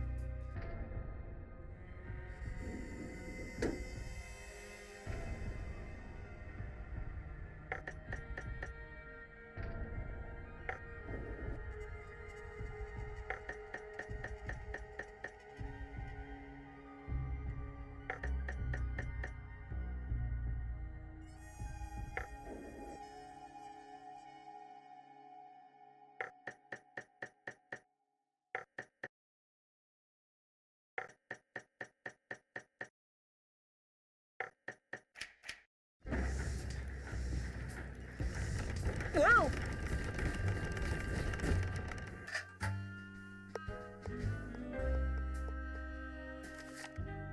A golf ball, no doubt meant to be used on that golf course of Josiah's.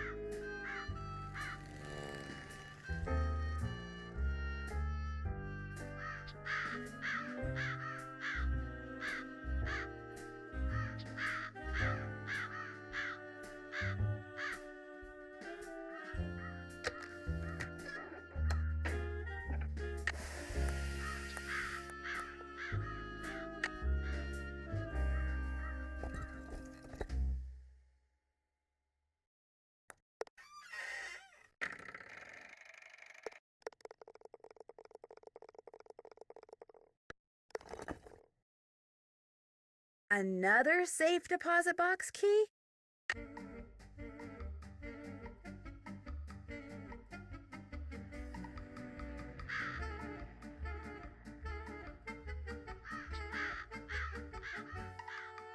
Emily, please, just settle down. It's all right. It's not all right. Stop lying. Something's wrong with me. You've got to go talk to Emily. She's in a bad way. Did you tell her about the secret passageway I found? I never got the chance. Please, go talk to her. She won't listen to me. I'm no help at all.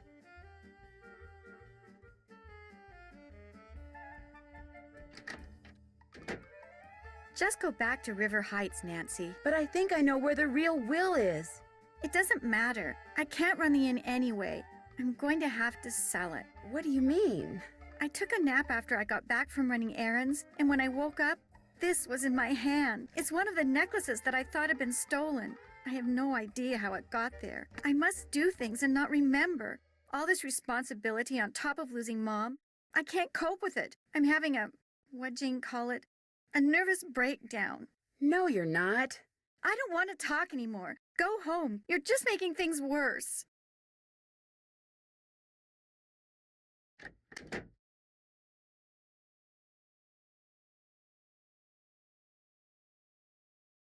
Did you talk to her? Do you see what I mean?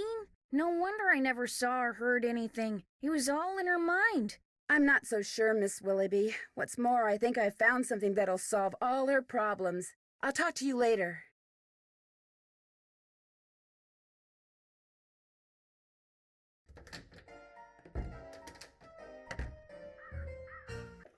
Drop a nickel into the slot. Very good. Now, how may I be of service? Hi, Mr. Kowski. Could you please connect me with my dad? His number is KL57187. Hang on a minute. Carson Drew. Hi, Dad. Nancy, everything okay? It turns out that the bank Jim Archer owns is in danger of failing. That's terrible. How do you know? He told me, after first telling me he was doing just fine. He lied to you? That's disturbing. It also makes me sure that that was his car I saw outside the inn this morning. You think he stole that jewelry? If that were the case, why would he tell you that he was going under? All his problems would have been solved. Maybe it's not just him. Maybe he's working with someone. Or maybe you're just barking up the wrong tree. Goodbye, Dad. See you tonight. Drop a nickel. Very good. Now, how may I be of service? Hi, could you please connect me with Bess Marvin at KL54468? Just a second. Hello? Hi. Hi, Nancy. I discovered that Jim Archer was at Richard Topham's this morning, right around the time that someone stole Emily's jewelry. I'll bet they planned the heist together. It does kind of look that way. But why would Topham bother to steal those jewels after Josiah left him all that money? Maybe he knows if the real Will turns up, he'll probably be left without a cent, so he's hedging his bets. If you ask me, it's just a case of pure and simple greed. That's it for now. Call back soon.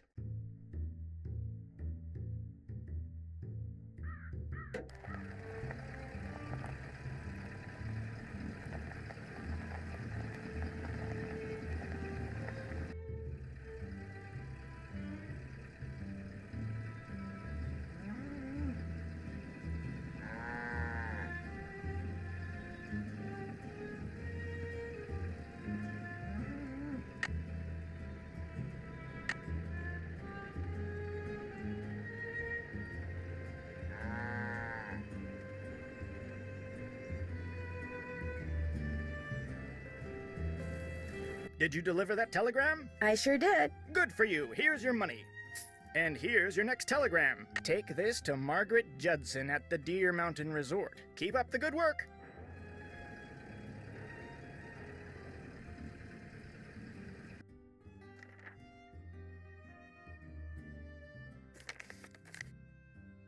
I'm glad you stopped by. I need to clear the air about something. I lied before, not just when I said the bank was doing fine when it's really not, but when I said that wasn't my car you saw parked outside the inn today. I parked it there because I didn't want anyone to know that I was at Richard Topham's begging him for money. This bank is in truly dire financial straits, and if anyone finds out... Mr. Archer, I already knew you were at Richard Topham's today. I saw your name in his calendar. Oh, so what can I do for you? I guess I'll be going. Give my best to Emily. Hello again. I found another safe deposit box key that belonged to Josiah. Impossible. Josiah only had one box, and you've already opened it. Can you tell me whose key this is? It is one of ours. Where did you get it? I won it playing golf at Josiah's with a special ball. I had to ace one of the holes. Why does that sound familiar? I know why. That's what Clara always called me, her ace in the hole. That's who this key belongs to, Clara Pickford.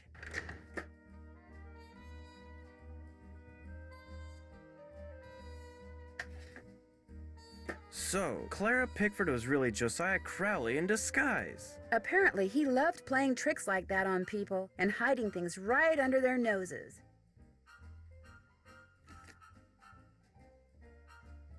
I wonder what this is. Gloria Dowd, now Crandall, and Jane Willoughby, circa 1912. Jane Willoughby? That doesn't look the least bit like Jane Willoughby. No, it certainly doesn't. I'd better get back to the Lilac Inn and have a talk with her right now.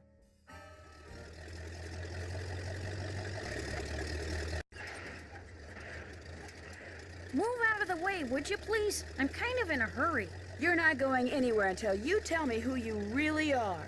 What are you talking about? I just saw a picture of Jane Willoughby, the real Jane Willoughby. It's been swell knowing you, sister.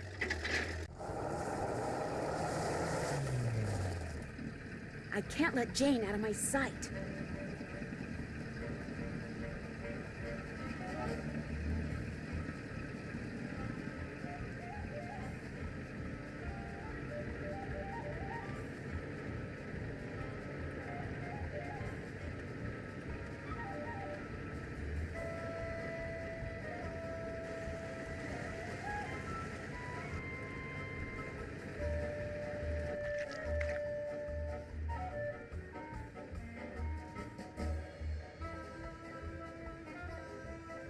Bet she's heading for the state line. I know. I'll take a shortcut and head her off.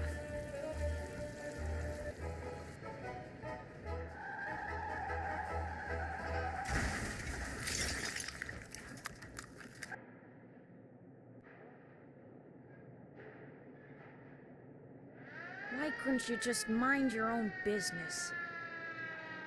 Dear Ned, I know you'll be home from school in a couple of days, but I couldn't wait to tell you. I just solved a mystery. I figured out that Emily Crandall's guardian was really an imposter named Marion, who intercepted the letter Emily wrote to Jane Willoughby after her mom died. She pretended to be Jane not only so she could steal Emily's valuables, but so she could convince Emily that she was incapable of running Lilac Inn, and that she should sell it and split the money with her. On top of all that, I found Josiah Crowley's real will. In it, he left Emily so much money that she'll be able to hire all the people she needs to keep the inn going. He left Jim Archer a ton of money too, which means he won't have to close his bank. And from now on, he'll be able to buy his wife a new dress anytime he wants. As for Richard Topham, Josiah left him nothing. Although Topham still refuses to admit that he forged the first will and insists that he's going to contest the will I found. Dad says it's highly doubtful he'll succeed, and that he'd be better off sticking to spoon tricks. Anyway, when you get home, I'll give you all the details over a nice big piece of slightly damaged cherry pie. Wait till you hear that part of the story. As always, Nancy.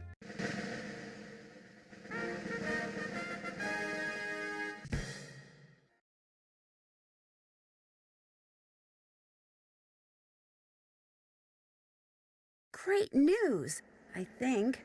See, Frank and Joe Hardy have invited me to help them solve a mystery. Only this mystery takes place on a train. But not just any train. A train that was found abandoned years ago in the middle of nowhere. All of its passengers had simply vanished. Some people say the train is jinxed. Others say it's haunted. I mean, it'll be fun to finally get to work alongside the Hardy boys, but I just hope the trip we're going on doesn't turn out to be, you know, one way.